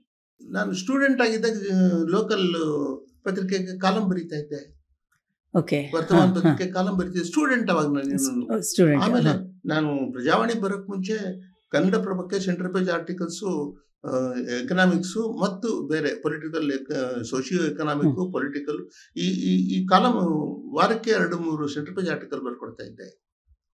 ಆವಾಗ ನಾನು ಯಾರು ಅಂತಲೂ ಗೊತ್ತಿಲ್ಲ ಅವರಿಗೆ. ನಾನೇ ಹೋಗಿ ಒಂದು ದಿವಸ ಪರಿಚಯ ಮಾಡ್ಕೊಂಡೆ ರಾಮಕೃಷ್ಣ ಮೂರ್ತಿ ಅವರು, ಕನ್ನಡ ಪ್ರಭಕ್ಕೆ ಹೋಗಿ. ಹಾಗೆ ಒಂದು ಭೂಮಿಕೆಯನ್ನು ನಾನು ಸಿದ್ಧ ಮಾಡ್ಕೋತಾ ಇದ್ದೆ ಎಲ್ಲಿ ಹೋದ್ರು ಕೂಡ. ಜನರಲ್ ಡೆಸ್ಕಲ್ಲಿ ಎಲ್ಲ ಸಬ್ಜೆಕ್ಟ್ಸು ಬಂದೇ ಬರುತ್ತೆ. ನೀವು ಅವಾಗ ಡೆಸ್ಕಲ್ಲೇ ಇರ್ತಿದ್ರು ಅಥವಾ ಯಾವಾಗಾದ್ರೂ ಒಂದೊಂದ್ಸಲ ಹೊರಗಡೆ ರಿಪೋರ್ಟಿಂಗ್ ಅಂತಾನು ಹೋಗ್ತಾ ಇದ್ರು? ತುಂಬ ಹೋಗ್ತಿದ್ದೆ. ನಾನೇ ತೊಗೊಂಬಂದು ಕೊಟ್ಬಿಡ್ತಾ ಇದ್ದೆ, ಯಾವ್ದಾದ್ರು ಒಂದು ಸ್ಟೋರಿಗಳಿದ್ರೆ ಹಾಕೋತಾ ಇರೋರು. ವಾಚಕರ್ವಾಣಿ ವಾಚ್ ಮಾಡಿ ನಾನು ಹೋಗಿ ತೊಗೊಂಡಿರೋದು ಉಂಟು. ಅದರ್ವೈಸ್ ಯಾವುದೋ ಒಂದು ಇದೆ, ಇದು ಎಲ್ಲೂ ಕಣ್ಣಿಗೆ ಬಿದ್ದಿಲ್ಲ ಅನ್ನೋದು ಮಾಡಿರೋದು ಉಂಟು. ಮಳೆ ಬರ್ತಾ ಇದೆ ಅಂದರೆ ಮಳೆ ಬೆಲ್ ಬರ್ಕೊಡ್ತಾ ಇದ್ದೆ. ಮಳೆ ಬರೋಕ್ಕೆ ಶುರುವಾಗಿದೆ, ನಿಧಾನವಾಗಿದೆ ಮಳೆ ಬರೋದು ಅಂತ. ಮಳೆ ಬಂದ್ಬಿಟ್ರು ಅಂದ್ರೆ ತುಂಬಾ ಮನೋಹರವಾಗಿತ್ತು ಮಳೆ ಅಂತ ಅದನ್ನು ವರ್ಣಿಸಿ ಬರೀತಾ ಇದ್ದೆ. ಎಡಿಷನ್ ಮಾಡಿಸ್ತಾ ಇದ್ವಲ್ಲ ಜನರಲ್ ಡೆಸ್ಕ್ ಅಲ್ಲಿ, ಬುಟ್ಟನ ಗಲ್ಲಿಗೆ ಹಾಕಿದಾಗ ಅದ್ಮೇಲೆ ಕವನ ಬರೆದು ಹಾಕಿದ್ದೆ ನಾನು ಎಡಿಷನ್ ಅಲ್ಲಿ. ಆಮೇಲೆ ಎಡಿಷನ್ಸ್ ತರ್ತಾ ಇತ್ತು. ಅವಾಗ ಕಂಪ್ಲೀಟ್ ಬ್ಲ್ಯಾಕ್ ಔಟ್ ಆಗಿತ್ತು. ಡೆವಲಪ್ಮೆಂಟ್ಸ್ ಆಗ್ತಾ ಇತ್ತಲ್ಲ ಸ್ಟೋರಿ. ಯಾವುದೇ ಸ್ಟೋರಿ ಡೆವಲಪ್ ಆಗ್ತಾ ಇದ್ದಾಗೆ ಅದ್ರ ಬ್ಯಾಕ್ ಗ್ರೌಂಡ್ ನಾವು ತಿಳ್ಕೊಂಡಿದ್ರೆ ಮುಂಚೆನೆ ಬಹಳ ಬಹಳ ಚೆನ್ನಾಗಿ ಒಂದು ಸ್ಟೋರಿ ಬರಿಬೋದು. ಮತ್ತೆ ಈ ಜನರಲ್ ಡೆವಲಪ್ಮೆಂಟು ಮತ್ತೆ ರಾಜಕೀಯ ಇವೆರಡನ್ನೂ ಹೆಂಗೆ ನೀವು ಕ್ಲಬ್ ಮಾಡ್ತಾ ಏನು ಕ್ಲಬ್ ಮಾಡೋದೇನಿಲ್ಲ. ಅವಾಗ ಬೈಫರ್ಕೇಶನ್ ಇರಲಿಲ್ಲ. ರಿಪೋರ್ಟರ್ಸು ರಾಜಕೀಯ ಕವರ್ ಮಾಡೋರು. ಅವ್ರು ಹಿಂಗೆ ಹೇಳ್ತಾರೆ, ಅವ್ರು ಹಂಗೆ ಹೇಳ್ತಾರೆ, ಇದು ಹಿಂಗಂತೆ ಹಂಗಂತೆ ಇನ್ಸೈಡ್ ಯಾರು ಹೋಗಿ ಕೆಲಸ ಮಾಡ್ತಿರ್ಲಿಲ್ಲ ಅವಾಗ. ಬಹಳ ಜೀನಿಯಸ್ ಅಂದವ್ರು ಕೂಡ ಯಾರಿಗೋ ಒಬ್ಬರಿಗೆ ಕೆಲಸ ಮಾಡ್ತಾ ಇರೋರು, ಅದು ನಿಜವೇ ಇದು. ಹಾಗಾಗಿ ಅದರಲ್ಲಿ ಏನು ಚಾಲೆಂಜ್ ಇರಲಿಲ್ಲ. ಒಂದು ತಿಳ್ಕೊಳ್ಳಿ ನೀವು, ಪೊಲಿಟಿಕಲ್ ಕವರೇಜ್ನಲ್ಲಿ ಜನ ನಮ್ಮ ಬಗ್ಗೆ ಬರೀರಿ ಅಂತ ಕೇಳ್ತಾರೆ. ನಾನ್ ಪೊಲಿಟಿಕ್ನಲ್ಲಿ ಎಸ್ಪೆಷಲಿ ಬಿಸ್ನೆಸ್ ನ್ಯೂಸ್ನಲ್ಲಿ ನಮ್ಮ ಬಗ್ಗೆ ನೀನೇನು ಬರಿಬೇಡ ನೀನು ಅಂತ ಹೇಳ್ತಾರೆ. ಯಾಕೆ ಸರ್? ಯಾಕೆ ಅಂತ ಹೇಳಿದ್ರೆ ಅದು ಅವ್ರಿಗೆ ಮಾರಕವಾಗುತ್ತೆ. ಏನಾದರೂ ಬಂದರೆ ತಮ್ಮ ಆ್ಯಕ್ಟಿವಿಟಿ ಬಗ್ಗೆ ಏನು ರಿಪೋರ್ಟ್ ಬಂದ್ರೂ ಅವ್ರಿಗೆ ಅನುಕೂಲ ಆಗುತ್ತೆ ಅಂತ ಹೇಳೋಕ್ಕಾಗೋದಿಲ್ಲ. ಏನು ಬೇಡ, ಕಾಂಟ್ರವರ್ಸಿ ಆಗೋದೇ ಬೇಡ, ನಮ್ಮ ಲಾಭಕ್ಕೆ ತೊಂದರೆ ಆಗೋದೇ ಬೇಡ, ಅದರಿಂದ ಅವರು ನಮ್ಮ ಪಬ್ಲಿಸಿಟಿ ಬೇಡ ಅಂತಾರೆ. ಆದರೆ ಪಾಲಿಟಿಷಿಯನ್ಸ್ ಆಗಲ್ಲ. ಅದನ್ನು ಹೇಳಿಕೆ ಕೊಡ್ತಾರೆ, ಇದನ್ನು ಹಾಕಿ ಸರ್, ಅದನ್ನು ಮಾಡಿ ಸರ್, ಹಿಂಗೆ ಸರ್, ಹಂಗಂತೆ ಸರ್, ಹಿಂಗಂತೆ ಸರ್ ಅಂತ ಪ್ರಲೋಭನೆ ಮಾಡ್ತಾರೆ. ನಮಗೆ ಬಹಳ ಸುಲಭ ಪೊಲಿಟಿಕಲ್ ರಿಪೋರ್ಟಿಂಗ್ ಮಾಡೋದು. ರಿಪೋರ್ಟಿಂಗ್ ಇಂಪಾರ್ಟೆಂಟ್ ಇಲ್ಲ ಅಂತ ಹೇಳಲ್ಲ, ಆದರೆ ಒಂದು ಪತ್ರಿಕೆ ಹೊರಗಡೆ ಬಂದು ನಮ್ಮ ಕೈಗೆ ಬರಬೇಕಾದ್ರೆ ಡೆಸ್ಕೇ ತುಂಬ ಇಂಪಾರ್ಟೆಂಟ್ ಅಲ್ವಾ ಸರ್? ಡೆಸ್ಕೇ ಇಂಪಾರ್ಟೆಂಟು. ನೀವು ಜರ್ನಲಿಸಮಲ್ಲಿ ನೀವೇನಾದರೂ ಕರೆಯೋದಿದ್ದರೆ ರಿಪೋರ್ಟಿಂಗ್ ಹೋಗಬೇಡಿ. ಮುಂಚೆ ಆ ಬೆರಗಿರುತ್ತೆ, ಬೆರಿಬೋದು ಅಂತ ಮೆರುಗಿರುತ್ತೆ, ಸಂಪರ್ಕ ಸಿಗುತ್ತೆ ಅವ್ರ ಜೊತೆ ಎಲ್ಲ. ನಾವು ರಬಿ ಅವ್ರ ಶೋಲ್ಡರ್ಸ್ ಅಂತ ಒಂದು ಆಸೆ ಇರುತ್ತೆ, ಅದಕ್ಕೋಸ್ಕರ ರಿಪೋರ್ಟಿಂಗ್ ಅಂತ ಸಾಯ್ತಾರೆ ಜನ. ವಿಧಾನಸೌಧಕ್ಕೆ ಕಳಿಸ್ಬಿಡ್ಬೇಕು ನನ್ನ ರಿಪೋರ್ಟಿಂಗ್ಗೆ ಅಂತ ಹಪಹಪಿಸ್ತಾರೆ. ಅದರಿಂದ ಏನು ಅವ್ರು ಕಲ್ತ್ಕೊಳ್ಳೋದಿಲ್ಲ, ಅವ್ರೇನು ದೊಡ್ಡವ್ರೇನೂ ಆಗೋದಿಲ್ಲ. ಆದರೆ ಲೋಕದೃಷ್ಟಿಯಿಂದ ದೊಡ್ಡವರಾಗ್ಬೋದು, ಆದರೆ ಒಂದು ಟಫ್ ಆಗಿರೋ ಒಂದು ಕಾಪಿ ಕೊಟ್ಬಿಟ್ಟು ನೀನು ಇದನ್ನು ಬರೀ ಅಂತಂದರೆ ಅವ್ರ ಕೈಲಾಗೋದಿಲ್ಲ. ಹೆಡ್ಲೈನ್ ಕೊಡು, ಟೈಟ್ಲ್ ಕೊಡು, ಏನೂ ಇಲ್ಲ. ನಾನು ಹೋಗಿ ನನ್ನ ವೆಹಿಕಲಲ್ಲಿ ಬರ್ತಾ ಇರೋವಾಗ ನನ್ನ ತಲೆ ಒಳಗೆ ಇಂಟ್ರೋ ಏನು, ಮೆಟೀರಿಯಲ್ ಏನು, ಎಷ್ಟು ಉದ್ದ ಇದೆ, ಯೋಗಿದೆ, ಅದೆಲ್ಲ ಡಿಸೈಡ್ ಆಗೋಗ್ಬಿಟ್ಟಿರೋದು. ಮನಸ್ಸನ್ನು ತೊಡಗಿಸ್ಬೇಕು ಚೆನ್ನಾಗಿ. ಆಮೇಲೆ ನೀವು ಯಾವುದೇ ಬಯಾಸ್ ಇಲ್ಲದೆ ಬರೀಬೇಕು. ನನ್ನ ರೀಡರ್ ಇದ್ದಾನಲ್ಲ, ಅವನಿಗೇನು ಬೇಕು? ಎಲ್ಲನೂ ಬೇಕಾಗಿಲ್ಲ. ನಿಮ್ಮ ಹತ್ರ ಏನಿದೆಯೋ ಅದೆಲ್ಲ ಬೇಕಾಗಿಲ್ಲ. ಯಾವನೋ ಹೇಳ್ತಾ ಇದ್ದಾನಲ್ಲ, ಹೋಗ್ಲಿಂದಲೇ ಹೇಳ್ತಾನಲ್ಲ, ಅವ್ನು ಕೊಡೋದೆಲ್ಲನೂ ಅವ್ನು ತೊಗೊಳೋದಕ್ಕೇನು ರೆಡಿ ಇಲ್ಲ. ಆದರೆ ನನ್ನ ರೀಡರ್ನ ದೃಷ್ಟಿಯಿಂದ ನಾನೇನು ಕೊಡಬೇಕು ಅಷ್ಟು ಕೊಡಬೇಕು, ಕೊಟ್ಟರೆ ಸಾಕು, ಹೋಗುತ್ತದು. ಓಕೆ ಸರ್, ಇವಾಗ ರಿಪೋರ್ಟರಿಂದ ಬಂದ ಕಾಪಿನ ನೀವು ಅದನ್ನು ಒಂದು ರೀಡಬಲ್ ಮೆಟೀರಿಯಲ್ ಆಗಿ ಪೀಸ್ ಆಗಿ ಮಾಡ್ತೀರಾ. ಆವಾಗ ನಿಮಗೆ ಮತ್ತು ರಿಪೋರ್ಟರ್ಗೆ ಫ್ರಿಕ್ಷನ್ ಆಗುತ್ತಾ ಇರಲಿಲ್ಲ? ಏನಿಲ್ಲ, ನಾನು ತೆಗೆದಾಕಬೇಕು ಅಂತಂದರೆ ಪ್ಯಾರಾಗಳೆಲ್ಲ ತೆಗೆದು ಬಿಡ್ತಾ ಇದ್ದೆ. ಒಂದು ಹೆಡಿಂಗ್ ಕೊಟ್ಟೋದ್ರಲ್ಲಿ ನನ್ನ ಪ್ರೌಢಿಮೆ ಎಲ್ಲ ಹೋಗ್ಬಿಟ್ಟಿರೋದು. ಕ್ಯಾಚಿ ಹೆಡಿಂಗೇ ಕೊಡ್ತಿದ್ರೆ ಓದೋದೇ ಇಲ್ಲ ಅದನ್ನು ಜನ. ನಾನು ಕಾಪಿ ನೋಡ್ತಿದ್ದೀನಿ ಅಂತಂದರೆ ತುಂಬ ಸಸ್ಪೆನ್ಸ್ನಲ್ಲಿರೋರು ಜನ, ಏನು ಮಾಡ್ತಾರೆ ಅಂತ. ಇವನ ಕೈ ಕಾಪಿ ಹೋಗ್ಬಿಟ್ರೆ ಮುಗಿದ್ದು. ಏನೋ ಒಂದು ಹೆಚ್ಚಿಗೆ ವ್ಯತ್ಯಾಸ ಇಲ್ಲದೆ ಪಾಸ್ ಆಗೋಗ್ಬಿಟ್ಟಿದೆ ಅಂತಂದರೆ ಭಾಳ ಸಂತೋಷ ಪಡೋದು. ಹಾಗೆ ನೀವು ಏನು ಅವ್ರು ಕರೆಸಿ ಕೇಳ್ತಾ ಇದ್ದೆ, ಹಿಂಗನ್ನವೇ ಬರೋರು, ಇದೇನಿದೆ ಹಿಂಗೆ ಬರ್ತಿದ್ದಿರಲ್ಲ, ನೀವು ಬೇರೆ ಬರ್ಕೊಂಬನ್ನಿ ಅಂತ. ಇದಕ್ಕೆ ಫುಲ್ ಲಿಬರ್ಟಿ ಇತ್ತು ಎಡಿಟೋರಿಯಲಿಂದ, ಎಡಿಟರ್ಸಿಂದ. ಯಾಕೆಂದರೆ ನಾನು ಅದನ್ನು ಹಾಗೆ ಮಾಡಿಬಿಡ್ತಾ ಇದ್ದೆ. ಆಮೇಲೆ ಕಾಪಿನ ನಮಗೆಲ್ಲ ಅವಾಗ ಪ್ರಜಾವಾಣಿಯೊಳಗೆ 1 ತಿಂಗಳ ತರಬೇತಿ ಇಡ್ತಿದ್ರು. ಜಾಯ್ನ್ ಆದ ಕೂಡಲೇ ತರಬೇತಿ ಇಟ್ಟಾಗ ಮೊದಲನೇ ಕ್ಲಾಸ್ ಅವ್ರದ್ದೇ ಆಗಿತ್ತು. ಆ ಕಪ್ಪು ಹಲಗೆಯ ಕೊನೆಯ ಒಂದು ಬಲ ಭಾಗದ ತುದಿಯೊಳಗೆ ಎಲ್ಲಿ ನಾವು ದಿನಾಂಕ ಅಂತ ಬರಿತೀವೋ ಅವರಲ್ಲಿ ಬಂದ ತಕ್ಷಣ ಓದುಗ ದೈವ ಅಂತ ಬರ್ತಿತ್ತು. ಹಂಗೆ ಬರೆದು ಅದನ್ನು ಯಾಕೆ ಬರೆದ್ವಿ ಅಂತ ಕೇಳಿದಾಗ ನಮ್ಮ ಪತ್ರಿಕೋದ್ಯಮದ ಮೊದಲ ಪಾಠ ಶುರುವಾಗಿತ್ತು. ಓದುಗರಿಗೆ ನಿಷ್ಠಾವಂತರಾಗಿರಬೇಕು, ಓದುಗರಿಗೆ ನಿಷ್ಠೆಯಿಂದ ದುಡಿಬೇಕು, ನಮ್ಮ ಬರವಣಿಗೆಯೊಳಗೆ ಯಾವ ಎಚ್ಚರ ಇರಬೇಕು, ಪದಗಳನ್ನು ಹೆಂಗೆ ಬಳಸಬೇಕು, ಸಂಯಮದ ಭಾಷೆ ಅಂದ್ರೇನು, ಮತ್ತು ಯಾವಾಗ ಯಾವ ಪದಗಳನ್ನು ಬಳಸಿದ್ರೆ ಏನು ಅರ್ಥ ಬರ್ತದೆ, ಮತ್ತು ಎಲ್ಲಕ್ಕಿಂತ ಹೆಚ್ಚು ನೆನಪಿರೋದು ಬಾತು ಅನ್ನೋದು ತಪ್ಪು, ಬಾಪು ಅನ್ನೋದು ಬಳಸಬೇಕು ಅಂತ ಹೇಳಿದ್ರು. ಸರ್ ಯಾವಾಗಲೂ ಬರೆದ ಮೇಲೆ ಅದನ್ನು ನಮಗೆ ಕೀ ಮಾಡೋಕ್ಕೆ ಹೇಳ್ತಿದ್ರು. ಸೊ ನಮ್ಮ ಹತ್ರ ಕೀ ಮಾಡಿಸ್ತಿದ್ರು. ಅವಾಗ ಯಾವುದರ ಒಂದು ವಿಶೇಷ ಪದ ಬಂದಾಗ ನಾವು ಅವ್ರ ಹತ್ರ ಕೇಳ್ತಿದ್ವಿ. ಕೇಳಿದಾಗಲಿಲ್ಲ ಖುಷಿಯಿಂದ ಅವ್ರು ಅದಕ್ಕೆ ಉತ್ತರ ಕೊಡ್ತಿದ್ರು. ಯಾವುದು ನಿಮಗೆ ಗೊತ್ತಾಗೋದಿಲ್ಲ ಅಥವಾ ಗೊತ್ತಾಗೋದಿಲ್ಲ ಅನ್ನೋದನ್ನು ನೀವು ಯಾವಾಗ ಒಪ್ಕೋತೀರೋ ಆವಾಗ ನೀವು ಕಲಿಕೆಗೆ ಭಾಳ ಮುಕ್ತವಾಗಿರ್ತೀರಿ. ಹಾಗಿರೋರು ಮಾತ್ರ ಮುಂದೆ ಬರೋಕ್ಕೆ ಸಾಧ್ಯ ಅಂತ ಹೇಳ್ಬೋದು. ರಾಜಾ ಶೈಲೇಶ್ ಚಂದ್ರ ಗುಪ್ತಾ ಸರ್ ಬರ್ತಾರ ಅಂದ್ರೆ ಒಂಥರ ಹೆದರಿಕೆ ಇರ್ತದೆ ಆಫೀಸ್ನಾಗ ಅಂತ ಮೊದಲು ಅನ್ನಿಸ್ತಿತ್ತು. ಆದರೆ ಆಮೇಲೆ ಗೊತ್ತಾಯಿತು ಅದು ಹೆದರಿಕೆ ಅಲ್ಲ, ಅದೊಂಥರ ಗೌರವ ಅಂತ. ಆಮೇಲೆ ಡೆಸ್ಕಲ್ಲಿ ಬರಿತಾ ಇದ್ದವ್ರಿಗೂ ಯಾವ್ದಾದ್ರು ಒಂದು ಕಾಪಿ ನನ್ನ ಕಣ್ಣಿಗೆ ಬಿದ್ದರೆ ಇದೇನು ಹಿಂಗೆ ಬರೆದಿದ್ದೀರಿ ನೀವು, ಹಿಂಗಲ್ವ ಇರಬೇಕಾಗಿರೋದು. ನನ್ನ ಸೀನಿಯರ್ಸು ನನಗಿಂತ 10 ವರ್ಷದ ದೊಡ್ಡವರು, ಅವ್ರು ಹೇಳ್ತಾ ಇದ್ದೆ ನಾನು. ಹಾಗಾಗಿ ನನ್ನ ಕೆಲಸದಲ್ಲೇ ನಾನು ಏನು ಕಾಂಟ್ರವರ್ಸಿ ಆಗ್ತಾ ಇರಲಿಲ್ಲ ಅವಾಗ. ಭಾಳ ಭಾಳ ಚೆನ್ನಾಗಿದ್ದೆ ನಾನು. ನನ್ನ ಬಂಡವಾಳ ನನ್ನ ಸಾಮರ್ಥ್ಯ ಅಷ್ಟೇ. ಇವಾಗ ನೀವು ಪ್ರೊಫೆಷ್ನಲಿ ಬಂದಾಗ ನಿರಂಜನ ಅವ್ರದ್ದು ಜ್ಞಾನ ಗಂಗೋತ್ರಿಯಿಂದ ಪ್ರಜಾವಾಣಿಗೆ ಬಂದ್ರಿ. ಪ್ರಜಾವಾಣಿನಲ್ಲಿ ಎಸ್ಟಾಬ್ಲಿಷ್ ಆದ್ರಿ. 5-6 ತಿಂಗಳಾಗೋಷ್ಟೊತ್ತಿಗೆ ಮೇನ್ ಡೆಸ್ಕಿಗೆ ಬಂದ್ರಿ, ಎಲ್ಲ ಆಯಿತು. ಆಮೇಲೆ ನಿಮ್ಗೆ ಯಾವಾಗ ನಿಮಗೆ ಕಾಮರ್ಸ್ ಬಗ್ಗೆ, ವಾಣಿಜ್ಯ ಬಿಸ್ನೆಸ್ ಬಗ್ಗೆ ಆಸಕ್ತಿ ಬಂತು? ಏನೇನಿಲ್ಲ, ಅಲ್ಲಿ ಯಾರೋ ಒಬ್ಬರಿಗೆ ತಮ್ಮ ಬೇರೆ ಕೆಲಸದ ಮಧ್ಯೆ ಒಂದು ಅರ್ಧ ಗಂಟೆ ಸ್ವಲ್ಪ ಕಾಮರ್ಸ್ ನ್ಯೂಸ್ ಬರ್ಕೊಟ್ಬಿಡಪ್ಪ ಅಂತ ಅದನ್ನು ಕೊಟ್ಟಿರ್ತಾ ಇದ್ರು. ಅದು ಬರಡು ಬಿಸ್ನೆಸ್. ಹೌದು. ಅದನ್ನು ಇಂಟ್ರೆಸ್ಟಿಂಗ್ ಆಗಿ ಮಾಡಬೇಕು ಅಂದರೆ ಅದು ಬಹಳ ಪ್ರತಿಭೆ ಇರಬೇಕು, ಅದಕ್ಕೆ ಬ್ಯಾಕ್ಗ್ರೌಂಡ್ ಇರಬೇಕು. ನಾನು ವ್ಯಾಪಾರಸ್ಥನಾಗೆ ಬಂದಿದ್ದರಿಂದ, ವ್ಯಾಪಾರದ ಅನುಭವ ಇರೋದರಿಂದ, ಕಂಪ್ನಿಗಳೆಲ್ಲ ಹೇಗೆ ಕೆಲಸ ಮಾಡ್ತೀವಿ ಅನ್ನೋದು ಗೊತ್ತಿರೋದ್ರಿಂದ ನನಗೇನು ಕಷ್ಟ ಆಗಲಿಲ್ಲ. ಹಾಗಾಗಿ ನಾನು ಬಿಸ್ನೆಸ್ ನ್ಯೂಸ್ನ ಕಾಂಟ್ರಿಬ್ಯೂಟ್ ಮಾಡೋದಕ್ಕೆ ಶುರು ಮಾಡಿದೆ. ಒಂದು ಉದಾಹರಣೆ ಕೊಡಿ. ಬಿಸ್ನೆಸ್ ನ್ಯೂಸ್ ಅಂತಂದರೆ ಈ ಶೇರು ಬೆಲೆ ಏರ್ತು, ಈ ಶೇರು ಬೆಲೆ ಇಳೀತು, ಅಷ್ಟೇ ಬಿಸ್ನೆಸ್ ನ್ಯೂಸ್. ಹೌದು. ಕಮೋಡಿಟೀಸ್ನ ತೊಗೊಂಬಂದೆ ನಾನು. ಕಮೋಡಿಟೀಸ್ ತೊಗೊಂಬಂದು ಅದಕ್ಕೆ ಸಂಬಂಧಪಟ್ಟ ಹಾಗೆ ಬರೆಯೋಕ್ಕೆ ಶುರು ಮಾಡಿದೆ. ಬೆಲೆಗಳು ಹಾಕೋವಾಗ ಸರಿಯಾದ ಬೆಲೆಗಳು ಹಾಕೋ ಹಾಗೆ ನೋಡಿಕೊಂಡೆ. ಅಲ್ಲಿ ಭಾಳ ಕೆಲಸ ಮಾಡಿದ್ದೀನಿ ಅಲ್ಲಿ. ಆಮೇಲೆ ಸರ್ಕಾರದವರು ಅವರು ತಮ್ಮ ಸ್ಟಾಫ್ಗೆ ತರಬೇತಿ ಮಾಡೋದಕ್ಕೆ ಒಂದು ಶಿಬಿರ ಇಟ್ಟರೆ ನಾನು ಕರೀತಾ ಇದ್ರು, ನೀವು ಹೇಳಿ ಬಂದು ಅಂತ ಹೇಳ್ಬಿಟ್ಟಿದ್ದಾನೆ. ಇದೆಲ್ಲ ನೀವು ಜಾಬಿಗೆ ಜಾಯಿನ್ ಆಗಿ ಒಂದು ಸ್ಟೇಜಿಗೆ ಬಂದು ಒಂದು 4-5 ವರ್ಷದಲ್ಲೇ ಶುರು ಆಗೋಯ್ತು. 4 ತಿಂಗಳಲ್ಲಿ ನಾನು ಎಡಿಟೋರಿಯಲ್ ಬರೆಯೋಕ್ಕೆ ರೆಡಿ ಆಗಿದ್ದೆ ಅಲ್ಲಿ. ವಾವ್, ಅದು ನನ್ನ ಶಕ್ತಿ. ಅದೇ ಥರ ಸಪೋರ್ಟಿವ್ ಇವರಿಂದಾನು. ಕಾಂಪಿಟೇಷನ್ ಇರೋ ಪೇಪರ್ಗಳಿರೋವಾಗ ಮೆಟೀರಿಯಲ್ ತುಂಬ ಚೆನ್ನಾಗಿ ಕೊಡೋ ಒಂದು ಪರಂಪರೆ ಇರುವಂಥ ಪೇಪರ್ನಲ್ಲಿ ನಾನು ಹೋಗಿ ಸೇರಿರೋದ್ರಿಂದ ಆ ಥರ ರೆಡಿ ಮಾಡಿಕೊಡೋರು ಬೇಕಲ್ವಾ? ಹೌದು. ಅವಾಗ ನಿಮಗೆ ಯಾವ ಪತ್ರಿಕೆಗಳು? ಕನ್ನಡಪ್ರಭ ಒಂದು, ಪ್ರಜಾವಾಣಿ ಇತ್ತು, ಕನ್ನಡಪ್ರಭ ಇತ್ತು, ಸಂಜೆವಾಣಿ ಅಂತ ಒಂದು ಸ್ವಲ್ಪ ಮೇಲ್ ಬರ್ತಾ ಇತ್ತು ಅವಾಗ ತಾನೆ. ಹೀಗೆ ತುಂಬ ಕಾಂಪಿಟೇಷನ್ ಇತ್ತು, ಇಲ್ಲ ಅಂತ. ಆಮೇಲೆ ರೀಜನಲ್ ಪೇಪರ್ಸ್ ಬೇಕಾದಷ್ಟಿತ್ತು, ಇವಾಗಲೂ ಇದೆ. ಪ್ರಜಾವಾಣಿಯೇ ಒಳ್ಳೆ ಕಂಟೆಂಟ್ ಕೊಡಬೇಕು ಅನ್ನೋದು ಎಲ್ಲರ ಅಭಿಪ್ರಾಯ ಅದೇ. ಅದರಿಂದಲೇ ನಾನು ಏನೇ ಚರ್ಯೆ ತಗೊಂಡ್ರು ಕೂಡ ನಡೀತಾ ಇತ್ತು. ನಿಮ್ಮದು ಫಸ್ಟ್ ಬಜೆಟ್ ಅನಾಲಿಸಿಸ್ ಹೇಗಿತ್ತು ಸರ್ ಎಕ್ಸ್ಪೀರಿಯನ್ಸ್? ಏನೂ ಇಲ್ಲ, ನಾನು ಕಾಪೀಸ್ ಕೊಡ್ತಾ ಇದ್ರಲ್ಲ PTA, ಅದನ್ನು ವಿಂಗಡಿಸಿಟ್ಬಿಟ್ಟು ಬರ್ಕೊಡೋಕೆ ಶುರು ಮಾಡಿಬಿಟ್ಟೆ. ಹೆಡಿಂಗ್ ನಾನೇ ಕೊಟ್ಬಿಡ್ತಾ ಇದ್ದೆ. ಹೆಡಿಂಗ್ ಚೀಫ್ ಸಬ್ ಕೊಡೋದಕ್ಕೆ ಬಿಡ್ತಾ ಇರಲಿಲ್ಲ ನಾನು. ಹಾಕ್ಬಿಡ್ತಾ ಇದ್ದೆ ಅಷ್ಟೇ. ಹೆಡಿಂಗ್ ಹಾಕ್ಬಿಟ್ಟೆ ಕೊಟ್ಬಿಡೋದು. ಬರೆದವನಿಗಿಂತ ಪ್ರೊಫಿಷಿಯೆಂಟ್ ಯಾರಿದ್ದಾರೆ ಬೇರೆಯವರು ಹೆಡಿಂಗ್ ಹಾಕೋದಕ್ಕೆ, ಕೊಟ್ಬಿಡ್ತಾ ಇದ್ದೆ.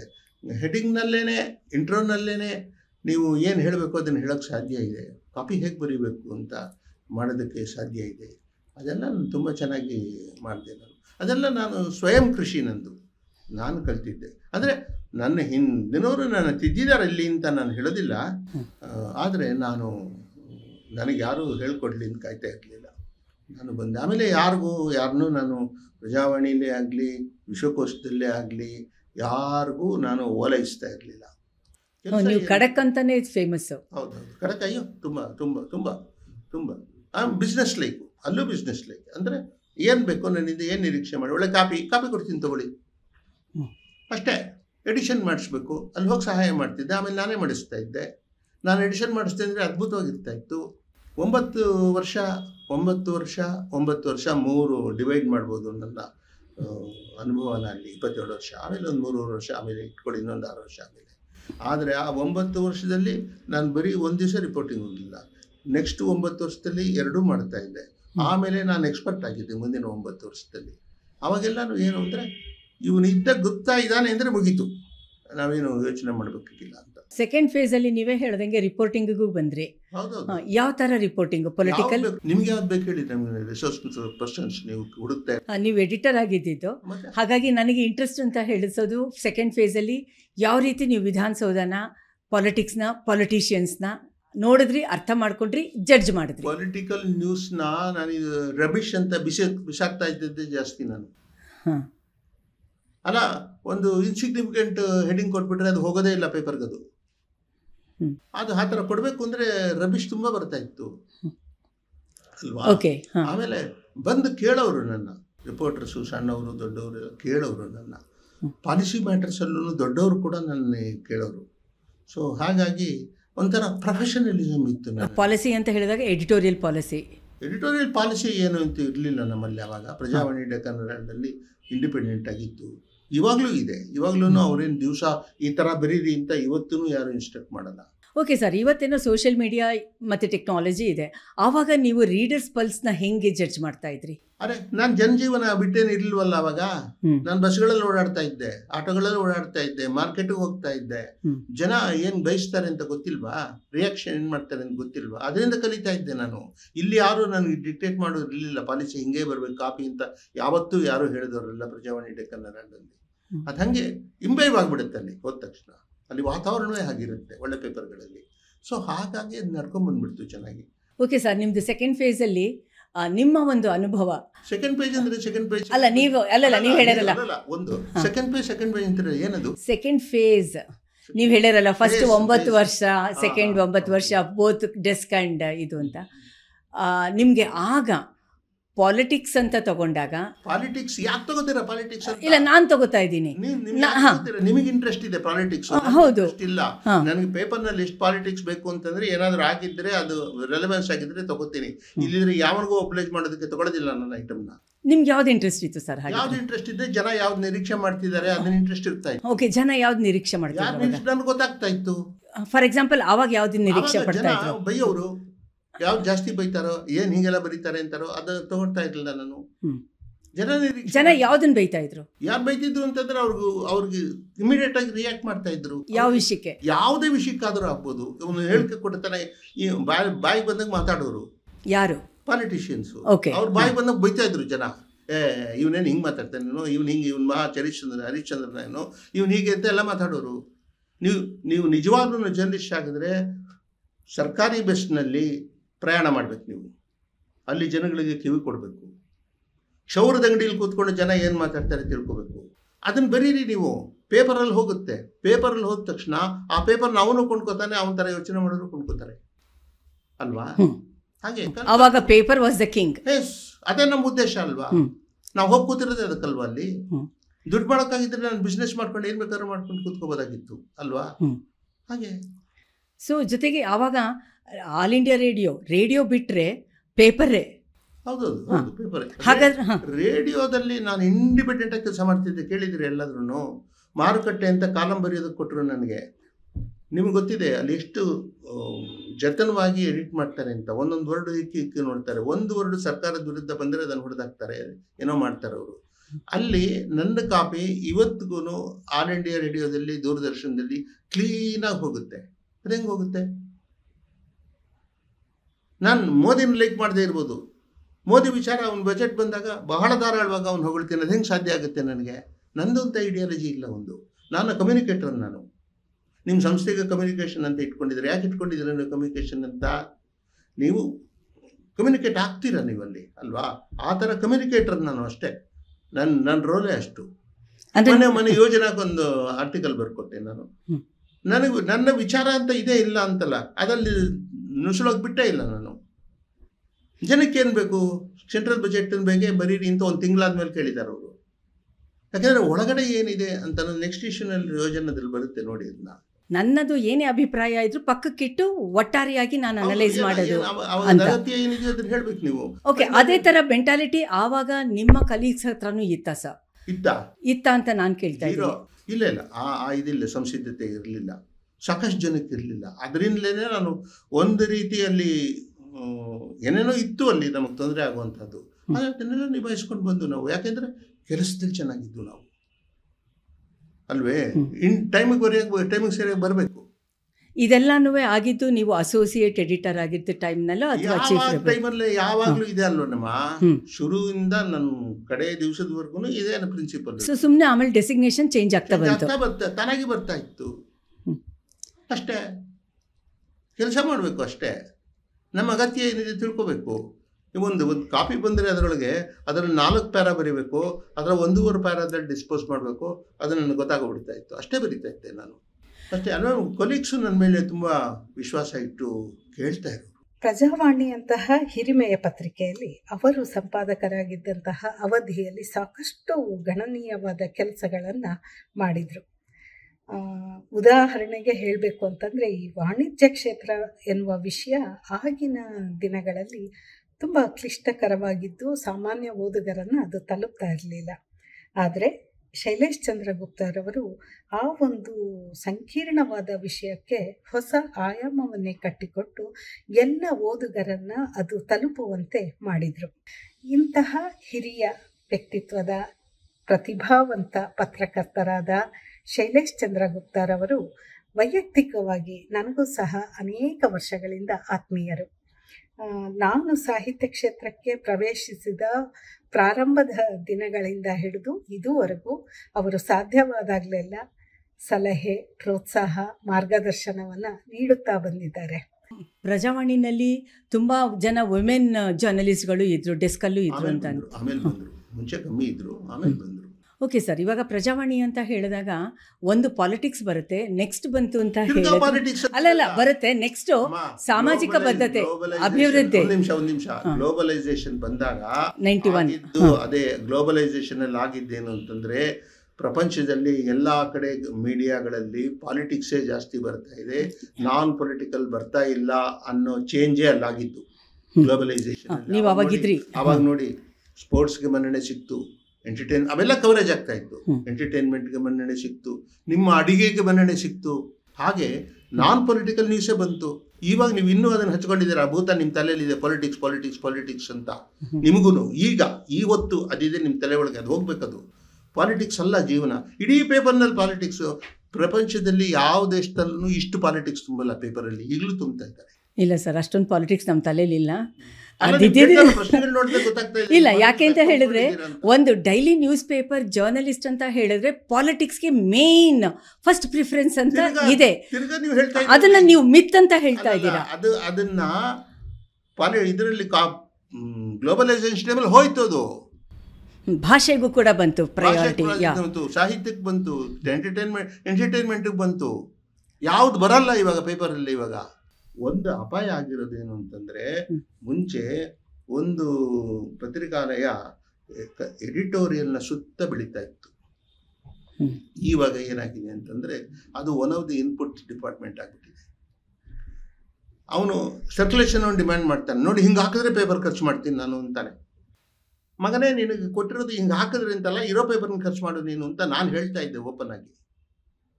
ಅವನು ಹೇಳಿದಾಗ ನಾನು ಪೇಪರ್ ಮಾಡೋಕ್ಕಾಗತ್ತಾ? ನಾನು ಮಾಡ್ತೀನಲ್ಲ, ಅದನ್ನು ನೀನು ಮಾರು ಅಂತ ಇದ್ದೆ. ಅಡ್ವರ್ಟೈಸ್ಮೆಂಟ್ನವರು ಅವ್ರಿಗೆ ಅಡ್ವರ್ಟೈಸ್ ಮಾಡ್ತಾರಲ್ಲ, ಅವ್ರಿಗೆ ಸರಿಯಾದ ಈಲ್ಡ್ ಬಂದರೆ ಮಾತ್ರ ಅಡ್ವರ್ಟೈಸ್ಮೆಂಟ್ ಕೊಡೋದು. ನೀವು ಕೊಡೋ ನ್ಯೂಸು ನಂಬಿದ್ರೆ ಅವರು ಅಡ್ವರ್ಟೈಸ್ಮೆಂಟ್ನು ನಂಬ್ತಾರೆ. ನೀವು ಕೊಡೋ ನ್ಯೂಸನ್ನು ಅವ್ರು ನಂಬಲಿಲ್ಲ ಅಂತ ಇಟ್ಕೊಳ್ಳಿ, ಇವನೇನೇನೋ ಬರೀತಾನಪ್ಪ, ಹಿಂಗೆ ಬರೀತಾನಪ್ಪ ಅಂತ ಅನ್ನೋದು ಬಂದುಬಿಟ್ರೆ ನಿಮ್ಗೆ ನಂಬಿಕೆ ಹೋಯಿತು. ಪಕ್ಕದಲ್ಲಿರೋ ಅಡ್ವರ್ಟೈಸ್ಮೆಂಟನ್ನು ನಂಬಲ್ಲ ಅವನು. ಅಡ್ವರ್ಟೈಸರ್ ಮತ್ತೆ ನಿಮ್ಮ ಹತ್ರ ಬರೋಲ್ಲ ಅಲ್ವಾ? ಈಗ ಏನಾಗಿದೆ, ಅಡ್ವರ್ಟೈಸ್ಮೆಂಟ್ ಸರ್ಕ್ಯುಲೇಷನ್ನವರು ಎಡಿಟೋರಿಯಲ್ಗಳ ಮೇಲೆ ಸವಾರಿ ಮಾಡೋಕ್ಕೆ ಶುರು ಮಾಡಿದ್ದಾರೆ. ಇವರು ಅದನ್ನು ಎಸೆಪ್ಟ್ ಮಾಡ್ಕೊಳ್ಳೋಕ್ಕೂ ಹೋಗೋದಿಲ್ಲ. ಯಾಕಪ್ಪ, ನಮಗೆ ಯಾಕಪ್ಪ ಅಂತಂದ್ಬಿಟ್ಟಿದ್ದಾನೆ. ಅದು ಯಾತಿಗೆ ಸರ್? ಅದು ಯಾಕೆಂದರೆ ರೆವಿನ್ಯೂ ಬರುತ್ತೆ, ರೆವಿನ್ಯೂ ಬರೋದನ್ನು ಮಾಡಿ ಅಂತಂತಾರೆ. ಯಾಕೆ ರೆವಿನ್ಯೂ ಬರೋದು ಡಿಸೈಡ್ ಮಾಡೋದು ಯಾರು? ನೀನಾ? ಮಾರ್ಕೆಟ್ ಫೋರ್ಸಸ್ಸನ್ನು ನೋಡ್ಕೊಂಡು ನಾವು ಪೇಪರ್ ಮಾಡೋಕ್ಕಾಗತ್ತಾ ಅಂತಾನೆ ಯಾರೂ ಕೇಳಲ್ಲ. ಓಕೆ ಸರ್, ನೀವು ಎಡಿಟರ್ ಆಗಿದ್ರಲ್ಲ, ಈ ಥರದ್ದು ಕಾನ್ಫ್ಲಿಕ್ಟ್ ಚಾಲೆಂಜಸ್ಸು ನೀವು ಫೇಸ್ ಮಾಡಿದ್ದೀರಾ? ಆಗಲೂ ಇದೆ, ಈಗಲೂ ಇದೆ. ಹಾಂ, ಹೇಗಿತ್ತು ಸರ್ ಅವಾಗ ನಿಮಗೆ ಡೈಲಾಗ್ ಆಗಲಿ, ಕಾನ್ವರ್ಸೇಷನ್ ವಿತ್ ದ ಮ್ಯಾನೇಜ್ಮೆಂಟ್? ಮ್ಯಾನೇಜ್ಮೆಂಟ್ನವ್ರು ಯಾವುದಕ್ಕೂ ನಮ್ಮ ಆಫೀಸ್ನಲ್ಲಿ ಯಾವುದಕ್ಕೂ ಇಂಟರ್ಫಿಯರ್ ಆಗ್ತಿರ್ಲಿಲ್ಲ. ನ್ಯೂಸ್ ಏನಿದೆ ಅದು ಬರಬೇಕು, ಆಮೇಲೆ ಕೋರ್ಟ್ ಕೇಸ್ ಆಗ್ತಾ ಇದ್ದಂಗೆ ನೋಡ್ಕೊಳ್ಳಿ ಅಂತ ಅನ್ನೋರು. ಕೋರ್ಟ್ ಕೇಸ್ಗಳು ಆಗಬಾರ್ದು. ಯಾಕೆಂದರೆ ಅದು ದುರುಪಯೋಗ ಎಲ್ಲೆಲ್ಲಿರುತ್ತೋ ಅಲ್ಲೆಲ್ಲನೂ ಹಾಗೆಲ್ಲ ಆಗುತ್ತೆ. ನಮ್ಮಲ್ಲಿ ದುರುಪಯೋಗ ಮಾಡ್ಕೊಳ್ಳೋಕೆ ಅವಕಾಶ ಕೊಡ್ತಿರ್ಲಿಲ್ಲ. ಯಾವ ಥರ ಸರ್ ದುರುಪಯೋಗ ಮಾಡೋಕ್ಕೆ ಅವಕಾಶ ಆಗ್ತಾ ಇರಲಿಲ್ಲ? ಪ್ರಲೋಭನೆಗಳಿಗೆ ಒಳಗಾಗ್ತಾ ಇದ್ರು ಕೆಲವರು. ಪೊಲಿಟಿಕಲ್ ನ್ಯೂಸ್ ಕವರ್ ಮಾಡೋರು ಅವರು ಇದ್ರು, ಎಲ್ಲ ಕಡೆ ಇದ್ರು, ನಮ್ಮಲ್ಲೂ ಇದ್ರು. ಆದರೆ ಒಟ್ಟಾರೆಯಾಗಿ ಪೊಲಿಟಿಕಲ್ ನ್ಯೂಸೇ ಸೆಕೆಂಡ್ ಗ್ರೇಡ್ ಇಳಿದ್ಬಿಟ್ಟಾಗ ಮಾರ್ಕೆಟ್ ಫೋರ್ಸಸ್ ಕೆಲಸ ಮಾಡೋಕ್ಕೆ ಶುರು ಮಾಡಿದ್ವು. ಮಾರಲ್ ಡಿಗ್ರೇಡೇಷನ್ ಆದಂಗೆ ಮಾರಲ್ ಡಿಗ್ರೇಡೇಷನ್ ಅಂತ ಯಾವ್ದನ್ನು ಕರಿತೀರಾ ನೀವು? ಅಲ್ಲ, ನೀವೇ ಹೇಳಿರಲ್ಲ ಪ್ರಲೋಭನೆಗೆ ಪೊಲಿಟಿಕಲ್ ರಿಪೋರ್ಟರ್ಸು ಅದು ಹೋಗೋದೇ ಇಲ್ವೇ? ನೀವು ಸರಿಯಾಗಿ ಪ್ರೊಫೆಷನಲ್ ಆಗಿದ್ದರೆ ಆ ಡಿಗ್ರೇಡೇಷನ್ ಬರೋದೇ ಇಲ್ವೇ? ನೀವು ಪ್ರೊಫೆಷನಲ್ ಆಗಿ ಹ್ಯಾಂಡಲ್ ಮಾಡಿದರೆ ನ್ಯೂಸ್ನ, ನಿಮಗೆ ಬೇಡದೇ ಇರೋ ನ್ಯೂಸು ನಿಮಗೆ ಅನಾನುಕೂಲ ಆಗುತ್ತೆ, ಬರ್ಕೊಟ್ಟವನು ಮಾತ್ರ ಅನುಕೂಲ ಆಗುತ್ತೆ, ನೀವು ಎನ್ಕರೇಜ್ ಮಾಡ್ತಿರೋದನ್ನ. ಅಲ್ಲಿಗೂ ಒಂದು ಮಿತಿ ಬಂದ್ಬಿಡಲ್ವಾ? ಆ ಮಿತಿ ಚೆನ್ನಾಗಿ ತಿಳ್ಕೊಂಡಿರ್ತಾ ಇದ್ರು. ಇಲ್ಲ, ಇವಾಗ ಒಬ್ಬ ಪೊಲಿಟಿಷಿಯನ್ ಆಗ್ಬೋದು, ಒಬ್ಬ ಬ್ಯೂರೋಕ್ರಾಟ್ ಆಗಬಹುದು, ಅಥವಾ ಒಂದು ಎಸ್ಟಾಬ್ಲಿಷ್ಮೆಂಟ್ ಜೊತೆಗೆ ಒಬ್ಬ ಜರ್ನಲಿಸ್ಟ್ ಮಾತಾಡ್ತಾ ಇರಬೇಕಾದ್ರೆ ಒಂದು ರ್ಯಾಪೋ ಬಿಲ್ಟಪ್ ಆಗುತ್ತೆ. ಅಲ್ಲಿ ಅಕಸ್ಮಾತ್ ಬಿಲ್ಟಪ್ ಆಗುತ್ತಮ್ಮ. ನಿಮ್ಗೆ ಅಗತ್ಯಾನುಸಾರ ಎಲ್ಲಿ ನ್ಯೂಸ್ ಇದೆಯೋ ಅಲ್ಲಿ ಹೋಗ್ತೀರಾ, ತಗೊಂಡ್ಬರ್ತೀರಾ ನೀವು. ರ್ಯಾಪೋ ಏನು ಬಿಲ್ಡಪ್? ಓಕೆ, ಇದು ಪಕ್ಕ ಪ್ರೊಫೆಷನಲ್ ಜರ್ನಲಿಸ್ಟ್ ಆಗಿದ್ರೇನೆ ಎಲ್ಲಿ ಆದರೂ ಸಲ್ತಾನೆ ಅವನು. ಅದು ಅವಾಗ್ಲೂ ಇತ್ತು, ಇವಾಗ್ಲೂ ಇದೆ. ಓಕೆ, ಹಾ.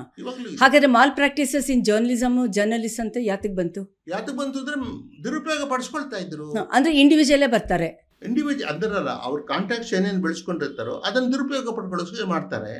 ಅವಾಗಲೂ ಸ್ವಲ್ಪ ಮಾಡ್ಕೋತಾ ಇದ್ರು. ಇವಾಗ ಜಾಸ್ತಿ ಆಗಿದೆ ಅದು. ಹಣದ ದೃಷ್ಟಿಯಿಂದ ಅದನ್ನು ಭ್ರಷ್ಟರಾಗಿದ್ದಾರೆ.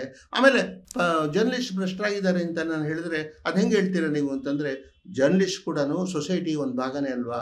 ಇಡೀ ಸೊಸೈಟಿಯ ಕ್ಯಾರೆಕ್ಟರ್ ಕಳ್ಕೊಂಡಿರ್ಬೇಕಾದ್ರೆ ಇದು ಕೂಡ ಒಂದು ಸ್ವಲ್ಪ ಹೋಗುತ್ತದು. ಸರ್, ಇದೆಲ್ಲ ಒಂದು ಎಡಿಟೋರಿಯಲಲ್ಲಿ, ಪಾಲಿಸಿ ಲೆವೆಲ್ನಲ್ಲಿ ತುಂಬ ಸೂಕ್ಷ್ಮವಾದ ವಿಷಯಗಳು. ನೀವು 3 ಜನ ಬ್ರದರ್ಸ್ ಜೊತೆಗೆ, ಹರಿಕುಮಾರ್, ತಿಲಕುಮಾರ್, ಇವ್ರು 3 ಜನದ ಜೊತೆಗೆ, ಶಾಂತಕುಮಾರ್ ಜೊತೆಗೆ ಡೀಲ್ ಮಾಡ್ತಾ ಇದ್ರಿ. ಡೀಲ್ ಇನ್ ದ ಸೆನ್ಸ್ ವ್ಯವಹಾರ ಡೀಲು ಅಲ್ಲ, ವ್ಯವಹಾರನೂ ಅಲ್ಲ. ಓಕೆ, ಅದನ್ನ ಡೇ ಟು ಡೇ ಕೆಲಸ ಮಾಡ್ತಾ ಇದ್ದಿದ್ದು. ಇಂಥ ಪರಿಸ್ಥಿತಿನಲ್ಲಿ ಇಂಥ ವಿಷಯಗಳಲ್ಲಿ ಏನಾದರೂ ಡಿಫ್ರೆನ್ಸಸ್ ಆಫ್ ಒಪಿನಿಯನ್ ಬರ್ತಾ ಇತ್ತಾ? ಎಲ್ಲಿ ಹಾದಿ ತಪ್ತಾ ಇದೆ ಅನ್ನೋದು ಒಂದು ಕ್ಷಣದಲ್ಲಿ ಗೊತ್ತಾಗ್ತಾ ಇತ್ತು ಅವ್ರಿಗೆ, ಅನುಭವದ ಆಧಾರದ ಮೇಲೆ. ಅವ್ರು ಅಲ್ಲಲ್ಲಿ ಸರಿ ಮಾಡ್ತಾ ಇದ್ರು. ಇಂಗ್ಲೀಷ್ ಪೇಪರ್ ಆಗಲಿ, ಕನ್ನಡ ಪೇಪರ್ ಆಗಲಿ, ಒಂದು ಡೆಸ್ಕಲ್ಲಿರೋನು ಸ್ವಲ್ಪ ದಿವಸ ಆದ್ಮೇಲೆ ರಿಪೋರ್ಟಿಂಗ್ ಹೋಗ್ತಾನೆ. ಆ ಪಾಲಿಸಿ ಅದು. ಆಮೇಲೆ ಸ್ವಲ್ಪ ದಿವಸ ಆದಮೇಲೆ ಅವನು ತಗೊಂಡು ಡೆಸ್ಕ್ಗೆ ಹಾಕ್ತಾರೆ. ನಿನ್ನ ಅನುಭವದ ಆಧಾರದ ಮೇಲೆ ನೀನು ಹೆಚ್ಚಿಗೆ ಕೆಲಸ, ಚೆನ್ನಾಗಿ ಕೆಲಸ ತೆಗಿಬೇಕು, ನಿನ್ನ ಹಾಕ್ತಾ ಇದ್ದೀವಿ ಅಂತಾರೆ. ಯಾರೂ ಮಾತಾಡೋ ಹಾಗಿಲ್ಲ. ಈಗ ಸಾಹಿತ್ಯ, ಸಂಸ್ಕೃತಿ, ರಂಗಭೂಮಿ ಅಂತ ಬಂದಾಗ ಒಂದು ಕಾಲದಲ್ಲಿ, ಇವಾಗಲೂ ಕೂಡ ಆವಾಗ ಜಾಸ್ತಿ ಬಿಫೋರ್ ದಿಸ್ ಸೋಷಿಯಲ್ ಮೀಡಿಯಾ ಸಾಕಷ್ಟು ಹೆಸರು ಮಾಡಿತ್ತು. ಪ್ರಜಾವಾಣಿನಲ್ಲಿ ಬಂತು ಅಂದರೆ ಅಲ್ಟಿಮೇಟ್ ಅನ್ನೋ ಥರ ಇತ್ತು ಸಾಹಿತ್ಯ ಎಲ್ಲನೂ. ಯಾವುದೇ ರಂಗದಲ್ಲಿ ಆಗಲಿ ಇದು ಬಂದಿದೆ, ಹೀಗೆ ಆಗಿದೆ ಅಂತ ಏನಾದರೂ ಬಂದರೆ, ಗೆಜೆಟಲ್ಲಿ ಬಂದಿದೆ ಅಂತ ಹೇಳಿದರೆ, ಗೆಜೆಟಲ್ಲಿ ಬಂದರೆ ಬಿಡಯ್ಯ, ಪ್ರಜಾವಾಣಿಯಲ್ಲಿ ಬಂದಿದೆಯಾ ಹೇಳು ಅನ್ನೋರು. ಅಷ್ಟರ ಮಟ್ಟಿಗೆ ನಮಗೆ ಬಲ ಇತ್ತು. ಪ್ರಜಾವಾಣಿಯಲ್ಲಿ ಬಂದರೆ ಅದನ್ನು ನಂಬ್ತಾ ಇದ್ರು ಜನ. ನಮ್ಮ ಪತ್ರಕರ್ತ ಸ್ನೇಹಿತರ ಬಳಗದಲ್ಲಿ ಶ್ರೀ ರಾಜಾ ಶೈಲೇಶ್ ಚಂದ್ರ ಗುಪ್ತಾ ಅವರನ್ನು ಪರ್ಮನೆಂಟ್ ಎಡಿಟರ್ ಎಂದೇ ಕರೆಯುತ್ತೇವೆ. ಕಾರಣ ಇಷ್ಟೇ, ಅವರು ಪ್ರಜಾವಾಣಿಯ ಕಾರ್ಯನಿರ್ವಾಹಕ ಸಂಪಾದಕ ಹುದ್ದೆಯಿಂದ ನಿವೃತ್ತರಾಗಿ 20 ವರ್ಷ ಕಳೆದಿದ್ದರೂ ಕೂಡ ಈಗಲೂ ಸಂಪಾದಕರ ರೀತಿಯಲ್ಲಿಯೇ ನಮಗೆ ಸಲಹೆ ಸೂಚನೆಗಳನ್ನು ನೀಡುತ್ತಾರೆ. ಇನ್ನು ಕನ್ನಡ ಪತ್ರಿಕೋದ್ಯಮಕ್ಕೆ ಶ್ರೀ ರಾಜಾ ಶೈಲೇಶ್ ಚಂದ್ರ ಗುಪ್ತಾ ಅವರ ಕೊಡುಗೆ ಕುರಿತು ಹೇಳುವುದಾದರೆ, ಅವರು ಕನ್ನಡ ಪತ್ರಿಕೋದ್ಯಮದಲ್ಲಿ ಟ್ರೆಂಡ್ ಸೆಟ್ಟಿಂಗ್ ಪತ್ರಕರ್ತರಲ್ಲಿ ಒಬ್ಬರು. ಕನ್ನಡ ಪತ್ರಿಕೋದ್ಯಮದಲ್ಲಿ ವಾಣಿಜ್ಯ ವರದಿಗಾರಿಕೆ ಆರಂಭಿಸಿದ ಶ್ರೇಯಸ್ಸು ಶ್ರೀ ರಾಜಾ ಶೈಲೇಶ್ ಚಂದ್ರ ಗುಪ್ತಾ ಅವರಿಗೆ ಸಲ್ಲುತ್ತದೆ. ಕನ್ನಡ ಪತ್ರಿಕೋದ್ಯಮದಲ್ಲಿ ವಾಣಿಜ್ಯ ವರದಿಗಾರಿಕೆಗೆ ಸುಭದ್ರ ಅಡಿಗಲ್ಲು ಹಾಕಿದ್ದು ಶ್ರೀ ರಾಜಾ ಶೈಲೇಶ್ ಚಂದ್ರ ಗುಪ್ತಾ ಅವರು. ಹೀಗಾಗಿ ಅವರನ್ನು ಕನ್ನಡ ಪತ್ರಿಕೋದ್ಯಮದಲ್ಲಿ ಟ್ರೆಂಡ್ ಸೆಟ್ಟಿಂಗ್ ಪತ್ರಕರ್ತರು ಎಂದೇ ಗುರುತಿಸಲಾಗುತ್ತದೆ. ಕನ್ನಡ ಪತ್ರಿಕೋದ್ಯಮದಲ್ಲಿ ಬೆಲೆ ಸಮರ ನಡೆಯುತ್ತಿದ್ದ ಕಾಲದಲ್ಲಿ ಶ್ರೀ ರಾಜಾ ಶೈಲೇಶ್ ಚಂದ್ರ ಗುಪ್ತಾ ಅವರು ಪ್ರಜಾವಾಣಿಯ ಕಾರ್ಯನಿರ್ವಾಹಕ ಸಂಪಾದಕರಾಗಿದ್ದರು. ರಾಜಾ ಶೈಲೇಶ್ ಚಂದ್ರ ಗುಪ್ತಾ ಅವರು ನನಗೆ ವೈಯಕ್ತಿಕವಾಗಿಯೂ ತುಂಬ ಹತ್ತಿರದವರು. ನಾನು ಕರ್ನಾಟಕ ರಾಜ್ಯ ಅಕ್ಕಮಹಾದೇವಿ ಮಹಿಳಾ ವಿಶ್ವವಿದ್ಯಾನಿಲಯಕ್ಕೆ ಸೇರಿಕೊಳ್ಳಲು ಅವರ ಬೆಂಬಲ, ಸಹಾಯ, ಸಹಕಾರ ಮತ್ತು ಮಾರ್ಗದರ್ಶನಗಳೇ ಕಾರಣ. ಅವರು ನನ್ನ ಮೆಂಟರ್ ಕೂಡ. ಅವರು ಈ ಇಳಿ ವಯಸ್ಸಿನಲ್ಲಿಯೂ ಕ್ರಿಯಾಶೀಲರಾಗಿರುವುದು ನಮಗೆ ಪ್ರೇರಣಾದಾಯಕ. ಸಾಕಷ್ಟು ಕಾಂಟ್ರಿಬ್ಯೂಟ್ ಮಾಡಿದೆ ಪ್ರಜಾವಾಣಿ. ಹೌದು. ಸರ್ ನೀವು ಕೂಡ ನೋಡೇ ಇರಬಹುದು, ಗೊತ್ತೇ ಇದೆ, ನೀವು ಡೈರೆಕ್ಟ್ಲಿ ಕೆಲಸ ಮಾಡಿದ್ದೀರಾ ವೈಕುಂಠರಾಜ್ ಅವ್ರದ್ದು ಅಲ್ವಾ ಸರ್ ಹೌದು. ಈ ಕ್ಷೇತ್ರದಲ್ಲಿ. ಆಮೇಲೆ ನೀವು ಎಡಿಟರ್ ಆದಾಗ ಸಪ್ಲಿಮೆಂಟ್ನ ಸಾಕಷ್ಟು ಬದಲಾವಣೆ ತಂದಿದ್ದೀರಾ. ಅಲ್ಲ, ನಾನು ಎಡಿಟರ್ ಆಗಿದ್ದಾಗ ಪ್ರಜಾವಾಣಿನೂ ನೋಡ್ಕೋತಾ ಇದ್ದೆ, ಸುಧಾನು ನೋಡ್ಕೋತಾ ಇದ್ದೆ, ಮಯೂರನೂ ನೋಡ್ಕೋತಾ ಇದ್ದೆ. ಓಕೆ, ಹೇಗೆ ನಿಭಾಯಿಸ್ತಾ ಇದ್ರಿ ಹೇಗೆ ಬಯಸ್ತಾ ಇದ್ರೆ ಅಲ್ಲೇ ಎಷ್ಟು ಜನ ಬ್ಯಾಟ್ರಿ ಆಫ್ ವರ್ಕರ್ಸ್ ಇದ್ದಾರೆ, ಅವರಿಗೆ ಜವಾಬ್ದಾರಿಗಳು ಕೊಟ್ಟು ಬರ್ತಾ ಇದ್ದೆ. ಅಂದ್ರೆ ಡಿಸೆಂಟ್ರಲೈಸ್ ಮಾಡಿದ್ರಿ ಹೌದು, ಜವಾಬ್ದಾರಿ. ಎಲ್ಲ ಡಿಸೆಂಟ್ರಲೈಸ್. ನನ್ನಂತ ಮಾಡಿದ್ದೆಲ್ಲ ಅದನ್ನೇ, ವೈಕುಂಠರಾಜು ಮಾಡಿದ್ದು ಅದನ್ನೇ. ನೀವು ಹೇಳಿದ್ರಲ್ಲ ಅಂತವ್ರು ಇದ್ರು, ಅವರೆಲ್ಲ ಮಾಡಿದ್ದು ಹಾಗೇನೆ. ಸ್ವತಃ ತಾನು ಮಾಡೋದಕ್ಕೆ ಆಗೋದಿಲ್ಲ ಎಲ್ಲ. ಅಂದ್ರೆ ಇವತ್ತಿನ ದಿನದ್ದು ಲೀಡರ್ಶಿಪ್ ಕ್ವಾಲಿಟೀಸ್ ಅಂತ ಹೇಳಬೇಕಾದ್ರೆ ಒಬ್ಬ ಲೀಡರ್. ನೀವು ಸಂಯುಕ್ತ ಕರ್ನಾಟಕದಲ್ಲಿ ಕೆಲಸ ಮಾಡಿದ್ದೀರಾ ಶುರುವಿನಲ್ಲಿ, ಆದ್ರೂ ಈ ಪ್ರಶ್ನೆಗಳೆಲ್ಲ ಇಲ್ಲ, ನಾನು ಮಾಡಿಲ್ಲ ಸರ್. ಅಲ್ಲಿಗೆ ರೆಗ್ಯುಲರ್ ಆಗಿ ಕಾಂಟ್ರಿಬ್ಯೂಟ್ ಮಾಡಿರೋದು. ಆಮೇಲೆ ನಿಮ್ಮ ಪತ್ರಿಕೆ ಪ್ರಜಾವಾಣಿಗೂ ಕೂಡ ನಾನು ಮಾಡಿರೋದು ನಿಮಗೆ ಗೊತ್ತಿದೆ. ನಾನು ಆ ಥರ ಅಲ್ಲಿ ಮಾಡಿಲ್ಲ, ನಾನು ಡೈಲಿ ಪೇಪರಲ್ಲಿ ಮಾಡಿಲ್ಲ, ವೀಕ್ಲಿನಲ್ಲಿ ಮಾಡಿರೋದು ಉಂಟು. ಹಾಂ, ಸಿನಿಮಾದಲ್ಲಿ ಮಾಡ್ತಾ ಇದ್ರಿ? ಯಾ ಸಿನಿಮಾ, ಆರ್ಟ್, ಕಲ್ಚರ್, ಸಂಸ್ಕೃತಿ, ರಂಗಭೂಮಿ ಎಕ್ಸೆಟ್ರಾ ಆ ಥರ. ಸರ್ ಇವಾಗ ನಿಮ್ಮ ಒಂದು ದೊಡ್ಡ ಪತ್ರಿಕೆಯಲ್ಲಿ ಚಾಲೆಂಜಸ್ ಜೊತೆಗೆ ಸಾಕಷ್ಟು ಕಾಂಟ್ರಿಬ್ಯೂಷನ್ ಇದೆ. ನಿಮ್ಮ ಪೀರಿಯಡಲ್ಲಿ ಪತ್ರಿಕೆ ಸಾಕಷ್ಟು ಬದಲಾವಣೆ ಕಂಡು. ಆ ಬದಲಾವಣೆಗೆ ಕಾರಣ ಮತ್ತು ನೀವು ಯಾವ ರೀತಿ ಅದಕ್ಕೆ ಒಂದು ಸ್ಟ್ರಕ್ಚರ್ ಅಂತ ಹಾಕ್ಕೊಂಡಿತ್ತು?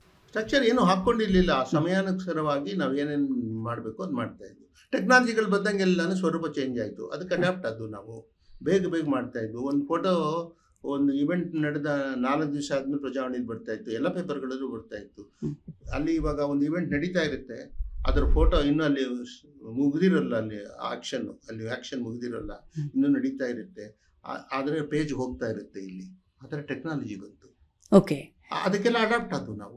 ಓಕೆ ಸರ್, ಇವಾಗ ಅದೇ ತರಹ ನೀವು ಒಂದು ಸಿಂಗಲ್ ಎಡಿಷನ್ನು ಬೆಂಗಳೂರಲ್ಲಿ ಆಗಿ ಕಂಪ್ಲೀಟ್ ಕರ್ನಾಟಕ ಎಲ್ಲ ಕಡೆ ಹೋಗ್ತಾ ಇತ್ತು, ಅದನ್ನು ನೀವು ನೋಡಿದ್ದೀರಾ? ಅದನ್ನು ನೋಡಿದ್ವಿ. ಇಲ್ಲಿಂದನೇ ವ್ಯಾನ್ಗಳಲ್ಲಿ 20 ವ್ಯಾನ್ ಇತ್ತು ನಮ್ಮ ಆಫೀಸ್ನಲ್ಲಿ, 20 ಕಡೆಗೆ ಹೋಗ್ತಾ ಇತ್ತದು. ಆಮೇಲೆ 2 ವ್ಯಾನ್ಗೆ ಬಂತದ್ದು. ಯಾಕೆಂದ್ರೆ 20 ವ್ಯಾನು ಎಂಟೈರ್ ಕರ್ನಾಟಕ. ಮಾರನೇ ದಿವಸ ಮಧ್ಯಾಹ್ನ ತಲುಪ್ತಾ ಇತ್ತು ಹುಬ್ಬಳ್ಳಿಗೆ. ಫಿಸಿಕಲ್ ಆಗಿ ಟ್ರಾನ್ಸ್ಫರ್ ಮಾಡ್ತಾ ಇದ್ದದ್ದು ಕಾಪೀಸ್ನ. ಮಧ್ಯಾಹ್ನದವರೆಗೂ ಕಾಯ್ಕೊಂಡಿರೋರು ಪ್ರಜಾವಾಣಿಗೆ, ಓದುಗರು, ವಿತರಕರು ಎಲ್ಲರೂ ಕಾಯ್ಕೊಂಡಿರೋರು ಬರೋವರೆಗೂ. ಬೆಳಗ್ಗೆ ರಾತ್ರಿ 9 ಗಂಟೆಗೆ ಫಸ್ಟ್ ವ್ಯಾನ್ ಹೋದರೆ ಬಂದು ತಲುಪ್ತಾ ಇದ್ದದ್ದು ಹುಬ್ಬಳ್ಳಿಗೆ ಮಧ್ಯಾಹ್ನ 2 ಗಂಟೆಗೆ. ಬೀದರ್ಗೆ ಹೋಗ್ತಾ ಇದ್ದದ್ದು ಸಾಯಂಕಾಲಕ್ಕೆ. ಇಲ್ಲಿಂದಲೇ ಪೂರ್ತಿಯಾಗಿ ಹೋಗ್ತಾ ಇತ್ತು. ಟೆಕ್ನಾಲಜಿ ಬೆಳೆದಾಗೆ ಸ್ಯಾಟಲೈಟ್ ಎಡಿಷನ್ಸ್ ಎಲ್ಲ ಹಾಕಿದ್ಮೇಲೆ ಆವಾಗಲೇ ಬರೋಕ್ಕೆ ಶುರುವಾಯಿತು. ಓಕೆ ಸರ್, ಎಮರ್ಜೆನ್ಸಿ ಟೈಮ್ನಲ್ಲೂ ಕೆಲಸ ಮಾಡಿದ್ದೀರಾ, ಹೇಗಿತ್ತು ಸರ್ ಅವಾಗ? ಎಮರ್ಜೆನ್ಸಿ ಅಂದರೆ ಏನು ಅಂತ ಗೊತ್ತಿರಲಿಲ್ಲ ನಮಗೆ. ಯಾವನೋ ಒಬ್ಬ ಬಂದ್ಬಿಟ್ಟ. ಆ ಮೊದಲನೇ ದಿವಸ ರಾತ್ರಿ ನೈಟ್ ಡ್ಯೂಟಿಲಿದ್ದೆ ನಾನು, ನಾನೇ ಎಡಿಷನ್ ಇದ್ದೆ, ಇನ್ಚಾರ್ಜ್ ಇದ್ದೆ. ನಮ್ಮ ಸೀನಿಯರ್ಸ್ ಇರಲಿಲ್ಲ ಅವತ್ತು, ನಾನೇ ಇದ್ದ. ಯಾವನೋ ಬಂದಲ್ಲಿ ಕೂತ್ಕೊಪ್ಪ, ನೀನೇನು ಕೂತ್ಕೊ ಅಂತಂದೆ. ಆಮೇಲೆ ಒಂದು ಕಾಪಿ ಇಸ್ಕೊಂಡ. ಇದು ಸೆನ್ಸಾರ್ಶಿಪ್ ಬಂದು ಮೊದಲನೇ ದಿವಸದ ಅನುಭವನ ಹೇಳ್ತಾರೆ. ಇದು ಸ್ವಲ್ಪ ಎಂಫಸಿಸ್ ಹೀಗಿರಬೇಕು ಅಂತ. ನೀವು ಅದನ್ನೆಲ್ಲ ಹೇಳಬೇಕಾಗಿಲ್ಲ ನೀವು ನನಗೆ.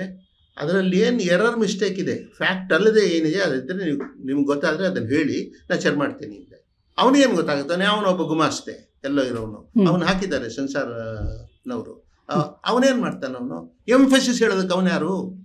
ಅವ್ನು ಜರ್ನಲಿಸಮ್ ಓದಿದಾನಾ?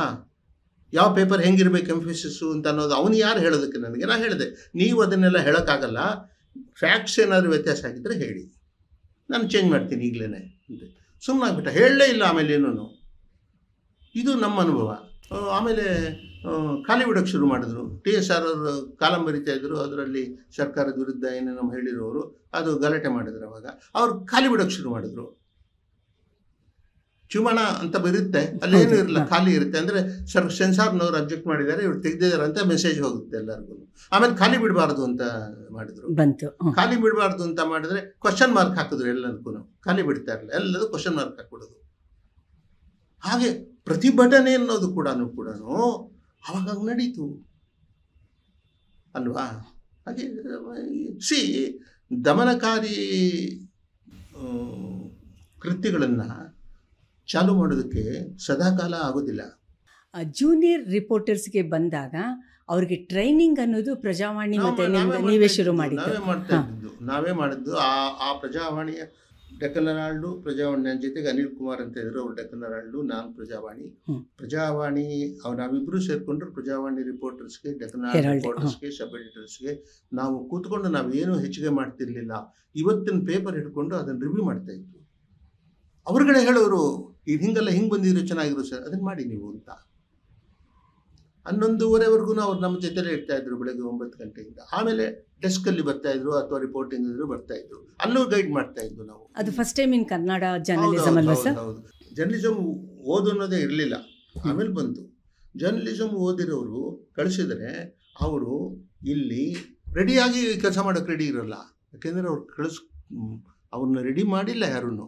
ಅವ್ರು ಮಾಡಿರೋದು ಡಿಪಾರ್ಟ್ಮೆಂಟ್ನವರು, ಅಂದರೆ ಕಾಲೇಜುಗಳವ್ರು ಮಾಡಿರೋದು ನೇರವಾಗಿ ಉಪಯೋಗಿಸ್ಕೊಳಕ್ಕಾಗಲ್ಲ ಅವ್ರನ್ನ.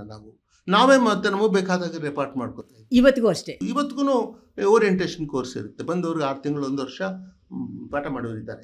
ನಾವುಗಳೇ ಯಾರಾದರೂ ಮಾಡಲ್ಲ ಅದನ್ನು. ಸೊ ಅದನ್ನು ಶುರು ಮಾಡಿದ್ದು ಕೂಡ ನಾನು ಮತ್ತು ಅನಿಲ್ ಕುಮಾರ್ ಟೆಕ್ನಾಲಜಿ ಪ್ರಜಾವಾಣಿನಲ್ಲಿ. ಆಮೇಲೆ ಬೇರೆಯವರೆಲ್ಲೂ ಎಲ್ಲ ಮಾಡ್ತಾರೆ. ಒಬ್ಬ ಪತ್ರಕರ್ತ ಗುಣಗ್ರಾಹಿಯೂ ಆಗಿರಬೇಕು, ಸುದ್ದಿಗ್ರಾಹಿಯೂ ಆಗಿರಬೇಕು. ಅದಕ್ಕೆ ಉದಾಹರಣೆ ಶೈಲೇಶ್ ಚಂದ್ರಗುಪ್ತ ಅವರು. ನಾನು ಪ್ರಜಾವಾಣಿಯನ್ನು 1995ರಲ್ಲಿ ಸೇರಿದಾಗ ಅವರು ಸುದ್ದಿ ಸಂಪಾದಕರಾಗಿದ್ದರು. ಆದರೆ ಹೊಸದಾಗಿ ಬಂದ ಪತ್ರಕರ್ತರನ್ನ ಅವರು ತರಬೇತಿ ಕೊಟ್ಟು ತಯಾರು ಮಾಡ್ತಾ ಇದ್ರು. ಆಗ ಅವರು ಹೇಳಿಕೊಟ್ಟ ಪಾಠಗಳಿದೆಯಲ್ಲ, ಅದು ನನ್ನ ಜೀವನದಲ್ಲಿ ಸಾಕಷ್ಟು ಸಾಧನೆ ಮಾಡೋದಕ್ಕೆ ಅವಕಾಶವನ್ನು ಕಲ್ಪಿಸ್ಕೊಟ್ಟು ಅದರಿಂದಾಗಿ ನಾನು ಸಾಕಷ್ಟು ಕಲ್ತ್ಕೊಂಡೆ. ಇಲ್ಲಿಂದ ನಾನು ಬೆಂಗಳೂರಿಂದ ದಾವಣಗೆರೆಗೆ ಹೋದ್ಮೇಲೆ ದಾವಣಗೆರೆಯಲ್ಲಿ ನಾನು ಬರಿತಾ ಇದ್ದ ಸುದ್ದಿ ಸ್ಟೋರಿಗಳನ್ನು ಇಟ್ಕೊಂಡು ಅವರು ಅದನ್ನು ಗ್ರಹಿಸಿ ಚೆನ್ನಾಗಿ ಟ್ರೀಟ್ಮೆಂಟ್ ಕೊಡ್ತಿದ್ರು. ಪೇಜ್ 1ನಲ್ಲೇ ಕೂಡ ಸಾಕಷ್ಟು ಸುದ್ದಿಗಳು ಬಂದವು. ಈ ಕಾರಣಕ್ಕಾಗಿಯೂ ನನ್ನ ಸಾಧನೆಯಲ್ಲಿ ಅವರ ಪಾಲು ದೊಡ್ಡದು ಅಂತ ನನಗನ್ಸುತ್ತೆ. ಅದಕ್ಕಾಗಿ ನಾನು ಅವರಿಗೆ ಧನ್ಯವಾದಗಳನ್ನು ಹೇಳ್ತೀನಿ. ಬರ್ತಾ ಬರ್ತಾ ಟೆಲಿವಿಷನ್ ಆಕ್ಯುಪೈ ಮಾಡ್ಕೋತಾ ಬಂತು. ಇದನ್ನ ಏನದು ಇಮಿಡಿಯೇಟ್ ನ್ಯೂಸ್ ಅಂತ ಪಾಪ್ಯುಲಾರಿಟಿನಲ್ಲಿ ರೇಡಿಯೋ ಮಾಡ್ತಾ ಇದೆಯಲ್ಲ, ಆಕಾಶವಾಣಿ ಸ್ವಲ್ಪ ಕೆಲಸ ಮಾಡಿ. ಇಲ್ಲ, ಆಕಾಶವಾಣಿ ಇದ್ದೇ ಇದೆ. ಹೌದು, ಅದು ನಾನು ಒಪ್ಕೋತೀನಿ. ನಾನು ಪಾಪ್ಯುಲರ್ ಲೆವೆಲ್ ನಲ್ಲಿ ನಾನು ಹೇಳ್ತಾ ಇರೋದು. ಯಾವ್ದು ಪಾಪ್ಯುಲರ್ ಲೆವೆಲ್? ಪಾಪ್ಯುಲರ್ ಲೆವೆಲ್ ಅಲ್ಲಿ ಟೆಲಿವಿಷನ್ ಆಕ್ಯುಪೈ ಮಾಡ್ಕೋತಾ ಬಂತು ಅಂತ ಯಾವ್ದನ್ನ ಹೇಳ್ತೀರಾ ನೀವು? ನಾನು ಕ್ರೆಡಿಬಿಲಿಟಿ ಮಾತಾಡ್ತಾ ಇಲ್ಲ ಸರ್, ಪಾಪ್ಯುಲರ್ ಲೆವೆಲ್. ಇಮಿಡಿಯೇಟ್ ಆಗಿ ಜನಕ್ಕೆ ಸುದ್ದಿ ಅಲ್ಲ, ಏನು ಸುದ್ದಿ ಅಂತ ಹೇಳಕ್ಕೆ ಖಂಡಿತ ಸಾಧ್ಯ ಇಲ್ಲ. ಏನೋ ಒಂದು ಇನ್ಫಾರ್ಮೇಶನ್ ಸಿಗ್ತಾ ಇದೆ.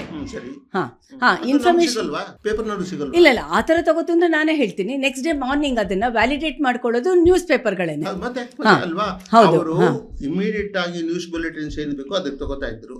ನಮ್ದು ನ್ಯೂಸ್ ಬುಲೆಟಿನ್ ವಾರಕ್ಕೊಂದೇ, ದಿವ್ಸಕ್ಕೊಂದೇ ಅಲ್ವಾ, ನಾವು ಅದನ್ನು ಪ್ರೊಸೆಸ್ ಮಾಡ್ತಾ ಇದ್ವು. ಆಮೇಲೆ ನಾವು ಫೋನ್ ಏನ್ ಕೊಡ್ತಾ ಇದ್ದು ಕೇಳಿದವ್ರಿಗೆ, ಅದು ಒಂದು ನಾವು ಇಟ್ಟಿದ್ದು. ಸುದ್ದಿ ಏನಿದೆ, ಈ ಹೊತ್ತಿನಲ್ಲಿ ಸುದ್ದಿ ಏನಿದೆ ಅಂತ ಜನ ಫೋನ್ ಮಾಡಿದ್ರೆ ಅವ್ರಿಗೆ ಹಿಂಗಾಗಿದೆ ಅಂತ ಹೇಳ್ತಾ ಇದ್ದು, ಒಂದು ಸೆಂಟೆನ್ಸ್ ಅಲ್ಲಿ ಮುಗಿಸ್ಬಿಡ್ತಾ ಇದ್ದು. ಅದನ್ನು ಆಕಾಶವಾಣಿಯವರು ಅದನ್ನೇ ಮಾಡ್ತಾ ಇದ್ರು. ಹೌದು, ಇವಾಗ ನಿಮ್ದು ಆನ್ಲೈನೇ ಇದೆ, ಆನ್ಲೈನ್ ಎಡಿಷನ್ಗಳೇ ಇವೆ, ಆನ್ಲೈನ್ ಇದೆ ಅಲ್ವೇ, ಅದನ್ನ ಮಾಡ್ಕೊಂಡ್ ಬಂದಿದ್ದೀವಿ ನಾವು. ಅವರು ಆಕಾಶವಾಣಿಯವರು ಎಸ್ಟಾಬ್ಲಿಷ್ಮೆಂಟ್ಗೆ ಬೇಕಾಗಿದ್ದು ಅಷ್ಟನ್ನು ಮಾತ್ರ ಮಾಡ್ತಾ ಇದ್ದಾರೆ. ಸರ್ಕಾರದ ವಿರುದ್ಧವಾಗಿ ಬಹಳ ಒಳ್ಳೆ ಪ್ರೊಫೆಷನಲ್ ಆಗಿ ಮಾಡಿದ್ದಾರೆ. ಅದನ್ನು ಮಾಡ್ತಾನೆ ಇದ್ದಾರೆ. ಅಲ್ಲೂ ನಾನು ತುಂಬಾ ಮರ್ಯಾದೆ ಇತ್ತು. ನನ್ನ ಹತ್ರ ಬರ್ಸ್ಕೊಳ್ಳೋರು, ನನ್ನ ಹತ್ರ ಹೇಳಿಸ್ಕೊಳ್ಳೋರು, ಶಾ ಕಮಿಷನ್ ರಿಪೋರ್ಟ್ಗಳನ್ನ ಆಗಿಂದಾಗ ಟ್ರಾನ್ಸ್ಲೇಟ್ ಮಾಡಿ ರೆಂಡರ್ ಮಾಡೋದಕ್ಕೆ ನಾನು ಕರಿತಾ ಇದ್ರು. ನಟೇಶ್ ಅಂತ ಇದ್ರು, ಬಹಳ ದೊಡ್ಡ ಹೆಸರು ಆವಾಗಿನ ಕಾಲಕ್ಕೆ. ಅವ್ರು ಕೇಳ್ತಾ ಇದ್ದವರು ಓಡಿ ಬಂದರು ಸ್ಟುಡಿಯೋಗೆ, ಯಾರು ಇದು ಮಾಡ್ತಾ ಇರೋದು ಅಂತ ಅಂದ್ಬಿಟ್ಟಿದ್ದಾನೆ. ಎಲ್ಲರಿಗೂ ಗಾಬರಿ ಆಗೋಯ್ತು. ಅವರು ಬಂದು ಕೇಳ್ತಾ ಇದ್ದಾರೆ ಅಂದರೆ ಏನಪ್ಪ, ಏನು ವ್ಯತ್ಯಾಸ ಮಾಡಿಬಿಟ್ಟಿದ್ದಾನೆ ಅಂತ. ಶಾ ಕಮಿಷನ್ ಅವತ್ತಿನ ಕಲಾಪ ಮುಗಿದು 1 ಗಂಟೆನೂ ಆಗಿರಲಿಲ್ಲ, ಕಾಪಿ ಬರ್ತಾ ಇದೆ, ಕನ್ನಡದಲ್ಲಿ ಅದನ್ನು ಮಾಡಬೇಕು, ರೆಂಡರ್ ಮಾಡಬೇಕು. ಆ ಸಂಶಯ ನನಗೆ ಕೊಡ್ತಾ ಇದ್ರು. ನಟೇಶ್ ಬಂದು ಮಾತಾಡ್ಸಿದ್ರು, ನನ್ನ ಸುಮ್ಮನೆ ಮಾತಾಡ್ಸಿದ್ರು. ಆಮೇಲೆ ಯಾರು ಅಂತ ಕೂಡ ನನಗೆ ಗೊತ್ತಿಲ್ಲ, ಯಾರೋ ಹಿರಿಯರು ಯಾರೋ ಇದ್ದಾರೆ ಅಂತ ಆ ಕಡೆ ಈ ಕಡೆ ಇರೋರು ಭಕ್ತಿ ತೋರಿಸ್ತಾ ಇದ್ದಾಗ ನಾನು ದೊಡ್ಡವ್ರು ಯಾರೋ ಇದು ಅಂತಂದ್ಬಿಟ್ಟು ಮಾತಾಡಿಸ್ತೇನೆ. ನಾನು ಇಲ್ಲ, ನಾನು ಕೇಳಿಸ್ಕೊಂಡೆ, ನಾನು ಓಡಾಡುವ ಕಾರಿಡಾರ್ನಲ್ಲಿ, ಅದಕ್ಕೆ ಒಂದು ಸತಿ ನಿಮ್ಮನ್ನು ನೋಡೋಣ ಅಂತ ಬಂದೆ ಅಷ್ಟೇ, ಎಲ್ಲ ಚೆನ್ನಾಗಿದೆ ಅಂತ ಹೇಳ್ಬಿಟ್ಟು ಹೊಟ್ಟೋದ್ರು. ಅಲ್ಲಿ ಆವಾಗ ನಾನು ಆಕಾಶವಾಣಿಯವನಲ್ಲ, ನಾನು ಆಕಾಶವಾಣಿಯನ್ನು ಯೂಸ್ ಮಾಡಿಕೊಂಡ್ರು ಹಾಗೆ ಅಲ್ವಾ. ಹಾಗೆ ಅಲ್ಲೂ ಸಲ್ತಾ ಇದ್ದೆ ನಾನು. ನೀವು ನೋಡಿದ್ದೀರ, ಒಂದು ಕಾಪಿ ಆಕಾಶವಾಣಿ ಅಥವಾ ದೂರದರ್ಶನದಲ್ಲಿ ಕೂಡ ಇದೆ. ಅದು ಏನು ಅಂದರೆ, ಒಂದು ಕಾಪಿನ ರೆಡಿ ಮಾಡ್ಕೋತಾರೆ, ಕಾಪಿನ ಓದ್ತಾರೆ, ಒಂದು ಸೆಂಟೆನ್ಸ್ ತೆಗಿತಾರೆ, ಒಂದು ವಾಕ್ಯ ತೆಗಿತಾರೆ, ಅದನ್ನು ಮಾಡ್ತಾರೆ. ಹಾಗೆ ಮಾರುಕಟ್ಟೆ ಅಂತ ನಂದೊಂದು ಪರ್ಮನೆಂಟ್ ಫೀಚರ್ ಇತ್ತು. ನಾನು ಬರೆದು ಕೊಟ್ಟರೆ ಅದನ್ನು ಯಾರೂ ನೋಡ್ತಾ ಇರಲಿಲ್ಲ. ಟೆಕ್ನಿಷಿಯನ್ಸ್ ಯಾರೋ ಬಂದು ಅದನ್ನು ಸೆಟ್ ಮಾಡಿಕೊಟ್ಬಿಡ್ತಾ ಇದ್ರು, ಮೈಕ್ ಈ ಥರದ್ದನ್ನು. ನಾನು ರೆಂಡರ್ ಮಾಡಿಬಿಟ್ಟು ಬಂದುಬಿಡ್ತಾ ಇದ್ದೆ, ಏರಾಗ್ಬಿಡೋದು. ಅದನ್ನ ಏನೂ ಪ್ರಾಬ್ಲಮ್ ಆಗ್ತಿರ್ಲಿಲ್ಲ. ಅದನ್ನ ತೆಗೆದುಬಿಟ್ರು. ಯಾಕೆ ತೆಗೆದ್ರು ಅಂದರೆ, ಅದು ಎಮರ್ಜೆನ್ಸಿ ಟೈಮಲ್ಲಿ ಶುರುವಾಗಿತ್ತು. ಎಮರ್ಜೆನ್ಸಿ ಟೈಮಲ್ಲಿ ಶುರುವಾಗಿರೋದನ್ನೆಲ್ಲ ಸ್ಕ್ರಾಪ್ ಮಾಡಿದ್ರೆ ಅವಾಗ ಅದು ಹೋಯಿತು. ಅಡ್ಡಿ ಇಲ್ಲ, ಏನು ಆಗಲ್ಲ. ನಾನು ಹೇಳಿದ್ದು ಅಲ್ಲೂ ಸಲ್ತಾ ಇದ್ದೆ ನಾನು ಅಂತ. ಆಮೇಲೆ ಬೇರೆ ಸರ್ಕಾರಿ ಟೆಲಿವಿಷನ್ಗೆ, ಪ್ರೈವೇಟ್ ಟೆಲಿವಿಷನ್ಗಳಿಗೆ ಎಲ್ಲ ಹೋಗ್ತಾ ಇದ್ದಾಗ ಅನಾಲಿಸಿಸ್ ಅನಾಲಿಸಿಸ್ಗೆ ಹೋಗ್ತಾ ಇದ್ದೆ ನಾನು. ಅಲ್ಲಿ ಕಾರ್ಯಕ್ರಮಗಳೆಲ್ಲ ಹೋಗ್ತಿದ್ದಾಗ ರಿಟರ್ನ್ ಇನ್ಸ್ಟ್ರಕ್ಷನ್ ಕೊಟ್ಟರು ಎಲ್ಲರಿಗೂ ಹೋಗಿ ಕೊಡ್ದು ಅಂತ. ನನಗನ್ವಯವಾಗಲಿಲ್ಲ ಅದು, ನಾನು ಹೋಗ್ಲೇ ಇದ್ದೆ. ಯಾಕಂದರೆ ನಾನು ಯಾವತ್ತೂ ದುರುಪಯೋಗ ಪಡಿಸ್ಕೊಂಡಿಲ್ಲ ಅದನ್ನು. ಓಕೆ, ಅಲ್ಲ ಬಜೆಟ್ ದಿವಸ ಮಧ್ಯೆ ಮಧ್ಯೆ ಎದ್ದು ಹೋಗ್ತಾ ಇದ್ದೆ. ಎದ್ದು ಹೋದರೆ ಯಾವುದೋ ಸ್ಟೇಷನ್ಗೆ ಹೋಗಿದ್ದಾನೆ ಅಂತ, ಅವರು ಟಿ ವಿ ಸ್ಟೇಷನ್ಗೆಲ್ಲ ಹೋಗಿದ್ದಾರೆ ಅಂತ ಮತ್ತೆ ಬಂದು ಕೂತ್ಕೊಂಡು ಅದನ್ನು ಮಾಡ್ತಾ ಇದ್ದೆ ನಾನು. ಅವಾಗ ಯಾಕೆ ನಾನು ಯಾರೂ ತಡೀಲಿಲ್ಲ ಅಂದರೆ ನಾನು ಯಾವತ್ತೂ ಮಿಸ್ಯೂಸ್ ಮಾಡ್ಕೊಂಡಿಲ್ಲ. ಇನ್ನೂ ನಾನು ಹೋಗಿದ್ದರಿಂದ ನನ್ನ ಪೇಪರ್ನ ಕ್ರೆಡಿಬಿಲಿಟಿ ಜಾಸ್ತಿ ಆಗಿದೆ ಅಂತ ಮನಗಂಡಿದ್ರು. ಅದನ್ನು ಮಾಡ್ಕೊಂಡು ಹೋಗ್ತಾ ಇದ್ದಾನಲ್ಲ, ಮಾಡ್ಕೊಂಡು ಹೋಗ್ಲಿಂದ ಬಿಟ್ಟಿದ್ರು. ಅದಿಟ್ಲೇ ನಾನು ಬೆಳೆದಿದ್ದಲ್ವಾ. ಎಲ್ಲರಿಗೂ ಯಾಕೆ ಸಿಕ್ಕಲಿಲ್ಲ ಅಂತಂದರೆ ಅದು ಅವರೇ ಉತ್ತರ ಕೊಟ್ಕೋಬೇಕು ಅದಕ್ಕೆ. ಕನ್ನಡ ನಾಡು ನುಡಿಗೆ ವಿಶಿಷ್ಟವಾದಂಥ ಕೊಡುಗೆಯನ್ನು ನೀಡಿದ್ದು ಪ್ರಜಾವಾಣಿ ಪತ್ರಿಕೆ. ಆ ಪತ್ರಿಕೆಯ ಉಪಸಂಪಾದಕರಾಗಿ, ವರದಿಗಾರರಾಗಿ ಕಾರ್ಯನಿರ್ವಹಿಸಿ ಮತ್ತೆ ಸಂಪಾದಕರ ಮಟ್ಟಕ್ಕೆ ಏರಿದಂಥ ರಾಜಾ ಶೈಲೇಶ್ ಚಂದ್ರಗುಪ್ತ ಅವರದ್ದು ವಿಶಿಷ್ಟವಾದಂಥ ಒಂದು ಅನುಭವ, ವಿಶಿಷ್ಟವಾದಂಥ ಒಂದು ಪತ್ರಿಕೋದ್ಯಮ ಕ್ಷೇತ್ರದಲ್ಲಿ ಅವರು ನೀಡಿದಂಥ ಕೊಡುಗೆ ಇವತ್ತಿಗೂ ಕೂಡ ನೆನಪಿಸ್ಕೊಳ್ತಕ್ಕಂಥದ್ದು. ಸವಾಲನ್ನು ಎದುರಿಸ್ತಕ್ಕಂಥ ರೀತಿಯಲ್ಲಿ ಅವರು ಕಾರ್ಯವನ್ನು ನಿರ್ವಹಿಸ್ತಕ್ಕಂಥ ವ್ಯಕ್ತಿತ್ವ ಉಳ್ಳವರು. ಪೈಪೋಟಿಯ ಯುಗದಲ್ಲಿ ಪತ್ರಿಕೆಯ ವರ್ಚಸ್ಸನ್ನು, ಪ್ರಜಾವಾಣಿ ಪತ್ರಿಕೆಯ ಪರಂಪರೆಯನ್ನು ಉಳಿಸ್ಕೊಳ್ತಕ್ಕಂಥ ರೀತಿಯಲ್ಲಿ ಸಂಪಾದಕರಾಗಿ ಅವರು ನಡೆಸಿದಂಥ ಕಾರ್ಯನಿರ್ವಹಣೆ ಇವತ್ತಿಗೂ ಕೂಡ ಸ್ಮರಣೀಯವಾದದ್ದು. ಅವರ ಒಂದು TSR ಪ್ರಶಸ್ತಿ ಅವರು ಪಡೆದದ್ದು ಅವರ ಮೇರು ಪ್ರಶಸ್ತಿಗಳಲ್ಲಿ ಒಂದು. TSR ಪ್ರಶಸ್ತಿಯನ್ನು ಪಡೆದು ಅವರು ಅಭೂತಪೂರ್ವವಾದಂಥ ಸಾಧನೆಗೆ ಒಂದು ಗರಿಯನ್ನು ಅವರ ಮುಡಿಗೇರಿಸಿಕೊಂಡಿದ್ದಾರೆ ಅಂತ ಹೇಳಿದ್ರೆ ತಪ್ಪಾಗಲಿಕ್ಕಿಲ್ಲ. ಅವರ ಮತ್ತೊಂದು ವಿಶಿಷ್ಟವಾದಂಥ ಗುಣ ಅಂತಂದರೆ ಸಿಟ್ಟು, ರೋಷ ಯಾವುದನ್ನು ಅವರು ಮುಚ್ಚಿಟ್ಕೊಳ್ತಕ್ಕಂಥವರಲ್ಲ. ಅದು ಸಾತ್ವಿಕವಾದಂಥದ್ದೇ ಹೊರತು ದ್ವೇಷ ಸಾಧಿಸ್ತಕ್ಕಂಥದ್ದಲ್ಲ. ರಾಜಾ ಶೈಲೇಶ್ ಚಂದ್ರಗುಪ್ತ ಅವರು 80ರ ಅಂಚಿಗೆ ಸಮೀಪಿಸ್ತಾ ಇದ್ದಾರೆ.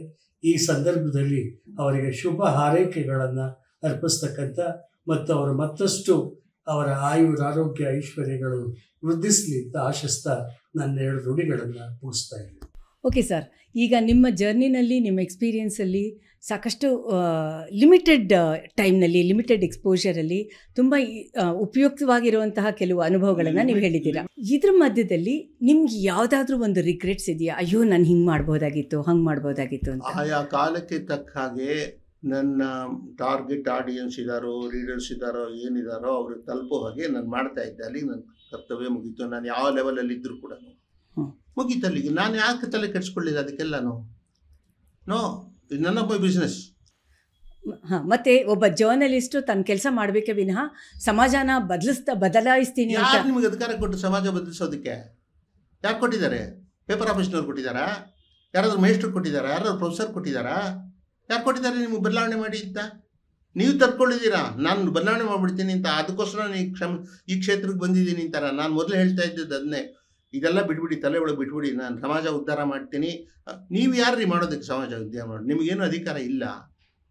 ಕಮ್ಯುನಿಕೇಟ್ ಮಾಡಿ ಸಾಕು.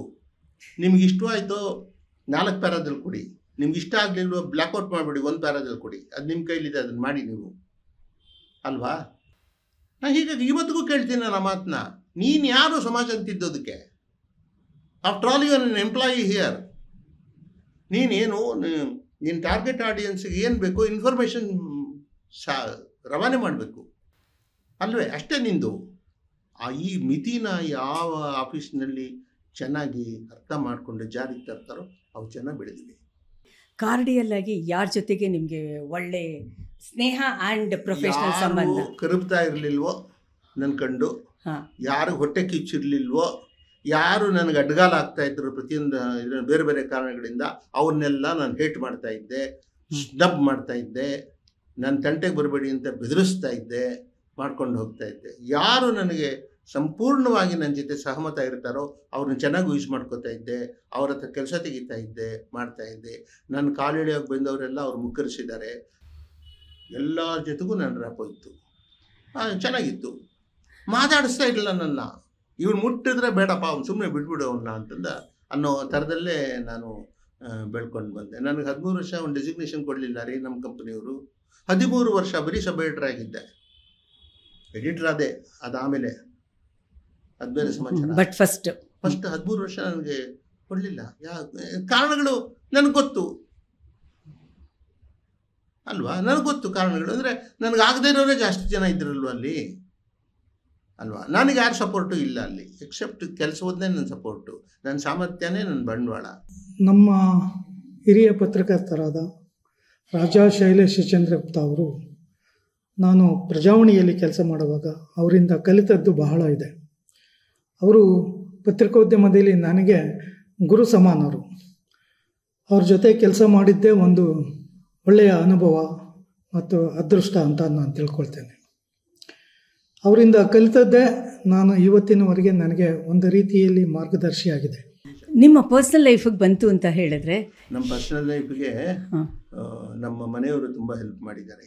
ಬಿಟ್ಬಿಟ್ಟಿದ್ದಾರೆ ನನ್ನ, ಅವ್ರು ಯಾವುದಕ್ಕೂ ಹೆಚ್ಚಿಗೆ ತಲೆ ಕೆಡಿಸ್ಕೊಳ್ಳೋಕೆ ಹೋಗಿಲ್ಲ, ಅವರೇ ನಡೆಸ್ಕೊಂಡು ಹೋಗಿದ್ದಾರೆ. ತಮ್ಮ ಮಕ್ಕಳನ್ನ ಅವರೇ ಸಾಕಿ. ಸಿಂಗಲ್ ಪೇರೆಂಟ್ ಅಲ್ಲ, ಡಬಲ್ ಪೇರೆಂಟ್ಸ್ ಆದರೆ ಅವರು ಚೆನ್ನಾಗಿ ನಡೆಸ್ಕೊಂಡು ಬಂದರು. ಅವರಿಲ್ಲಿದ್ದರೆ ನಾನು ಈ ಸ್ಥಾಯಿಗೆ ಏರೋದಕ್ಕೆ ಆಗ್ತಾ ಇರಲಿಲ್ಲ. ಆಮೇಲೆ ನನ್ನ 3 ಜನ ಹೆಣ್ಮಕ್ಳು ತಾಯಿ ಜೊತೆಗೆ ಸಹಜವಾಗಿ ಚೆನ್ನಾಗಿರ್ತಾರೆ. ಸೊ ಸಂಪೂರ್ಣವಾಗಿ ಬೆಳೆಸಿ ಉಪಯುಕ್ತರನ್ನಾಗಿ ಮಾಡೋದು ನಮ್ಮ ಮನೆಯವರು, ನಾನಲ್ಲ.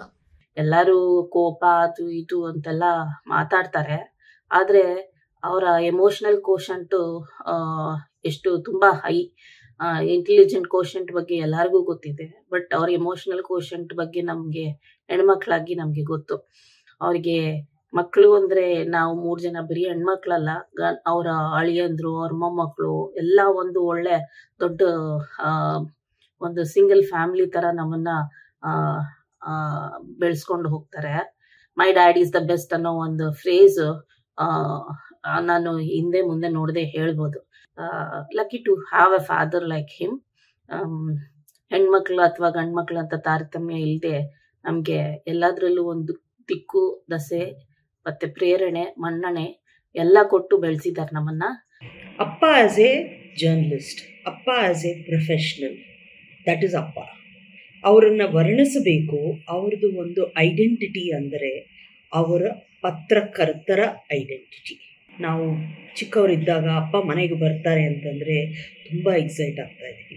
ಅವರು ಬಂದಾಗ ನಾವು 3 ಹೆಣ್ಮಕ್ಕಳು ಅವರ ಮೇಲೆ ಇರ್ತಿದ್ದೀವಿ. ನಮ್ಮ ಮನೆಗೆ ಒಂದು 12 ನ್ಯೂಸ್ ಪೇಪರ್ ಬರೋದು, ಅದನ್ನೆಲ್ಲ ನೋಡಿದ ಮೇಲೇ ಅವರು ಈ ವರ್ಲ್ಡ್ಗೆ ಬರ್ತಿದ್ರು ಅಂತ ಹೇಳ್ಬೋದು. ಅವರ ಮೆಂಟಲಿ, ಫಿಸಿಕಲಿ, ಸ್ಪಿರಿಚುವಲಿ ಎಲ್ಲ ಅವರ ಪ್ರಜಾವಾಣಿ ಆಫೀಸಲ್ಲೇ ಇರ್ತಾ ಇತ್ತು. ಅವರು ಕವರ್ ಮಾಡ್ತಿದ್ದ news which was relevant to children, ಅದನ್ನು ನಮಗೆ ಹೇಳ್ತಿದ್ರು. ನಮ್ಮ ಭಾಷೆ ಬಗ್ಗೆ ತಿದ್ದುತ್ತಿದ್ರು. 1-2 ವಾಕ್ಯ ಚೆನ್ನಾಗಿ ಬರೆಯೋದನ್ನು ಕಲೀರಿ ಅಂತ ಹೇಳೋರು, ಒಳ್ಳೆ ವ್ಯಾಕರಣ ಬಳಸಿ ಅಂತ ಹೇಳೋರು. ಇದನ್ನು ಕೇಳೇ ನಾನು ಬೆಳೆದಿದ್ದು. ಅಶಿಸ್ತು, ಅದೊಂದು critic, analytical mind, I think it comes very natural to him. ಏನಾದರೂ ಒಂದನ್ನು ಅವರು ನೋಡಿ ಅವರ ಮೈಂಡನ್ನ ಅಪ್ಲೈ ಮಾಡಿದ್ದಾರೆ ಅಂತಂದರೆ ಅದು ಎಲ್ಲ ಡೈಮೆನ್ಷನಲ್ಲೂ ಅವರು ಥಿಂಕ್ ಮಾಡಿಬಿಟ್ಟಿರ್ತಾರೆ. ಅವರ ಕಾಂಪ್ರಹೆನ್ಷನ್ ಸ್ಕಿಲ್ಸ್ ಅಷ್ಟು ಶಾರ್ಪ್ ಇದೆ. ಅವರು ನಮ್ಮ ಡೈನಿಂಗ್ ಟೇಬಲ್ ಮೇಲೆ ಕೂತರು ತಲೆ ಬಗ್ಸ್ಕೊಂಡು ಪೆನ್ ಕೈಲಿ ಹಿಡಿದು ಅಂದರೆ ಅವರಿಗೆ ಸುತ್ತ ಇರೋ ಪ್ರಪಂಚದ ಬಗ್ಗೆನೇ ಅರಿವಿರ್ತಿರ್ಲಿಲ್ಲ. ಅವ್ರು ಬರೆಯೋಕ್ಕೆ ಶುರು ಮಾಡಿದ್ರೆ ನಮ್ಮ ಅಪ್ಪನ್ನ ನಾವು ಹಂಗೇ ನೋಡಿ ಬೆಳೆದಿರೋದು.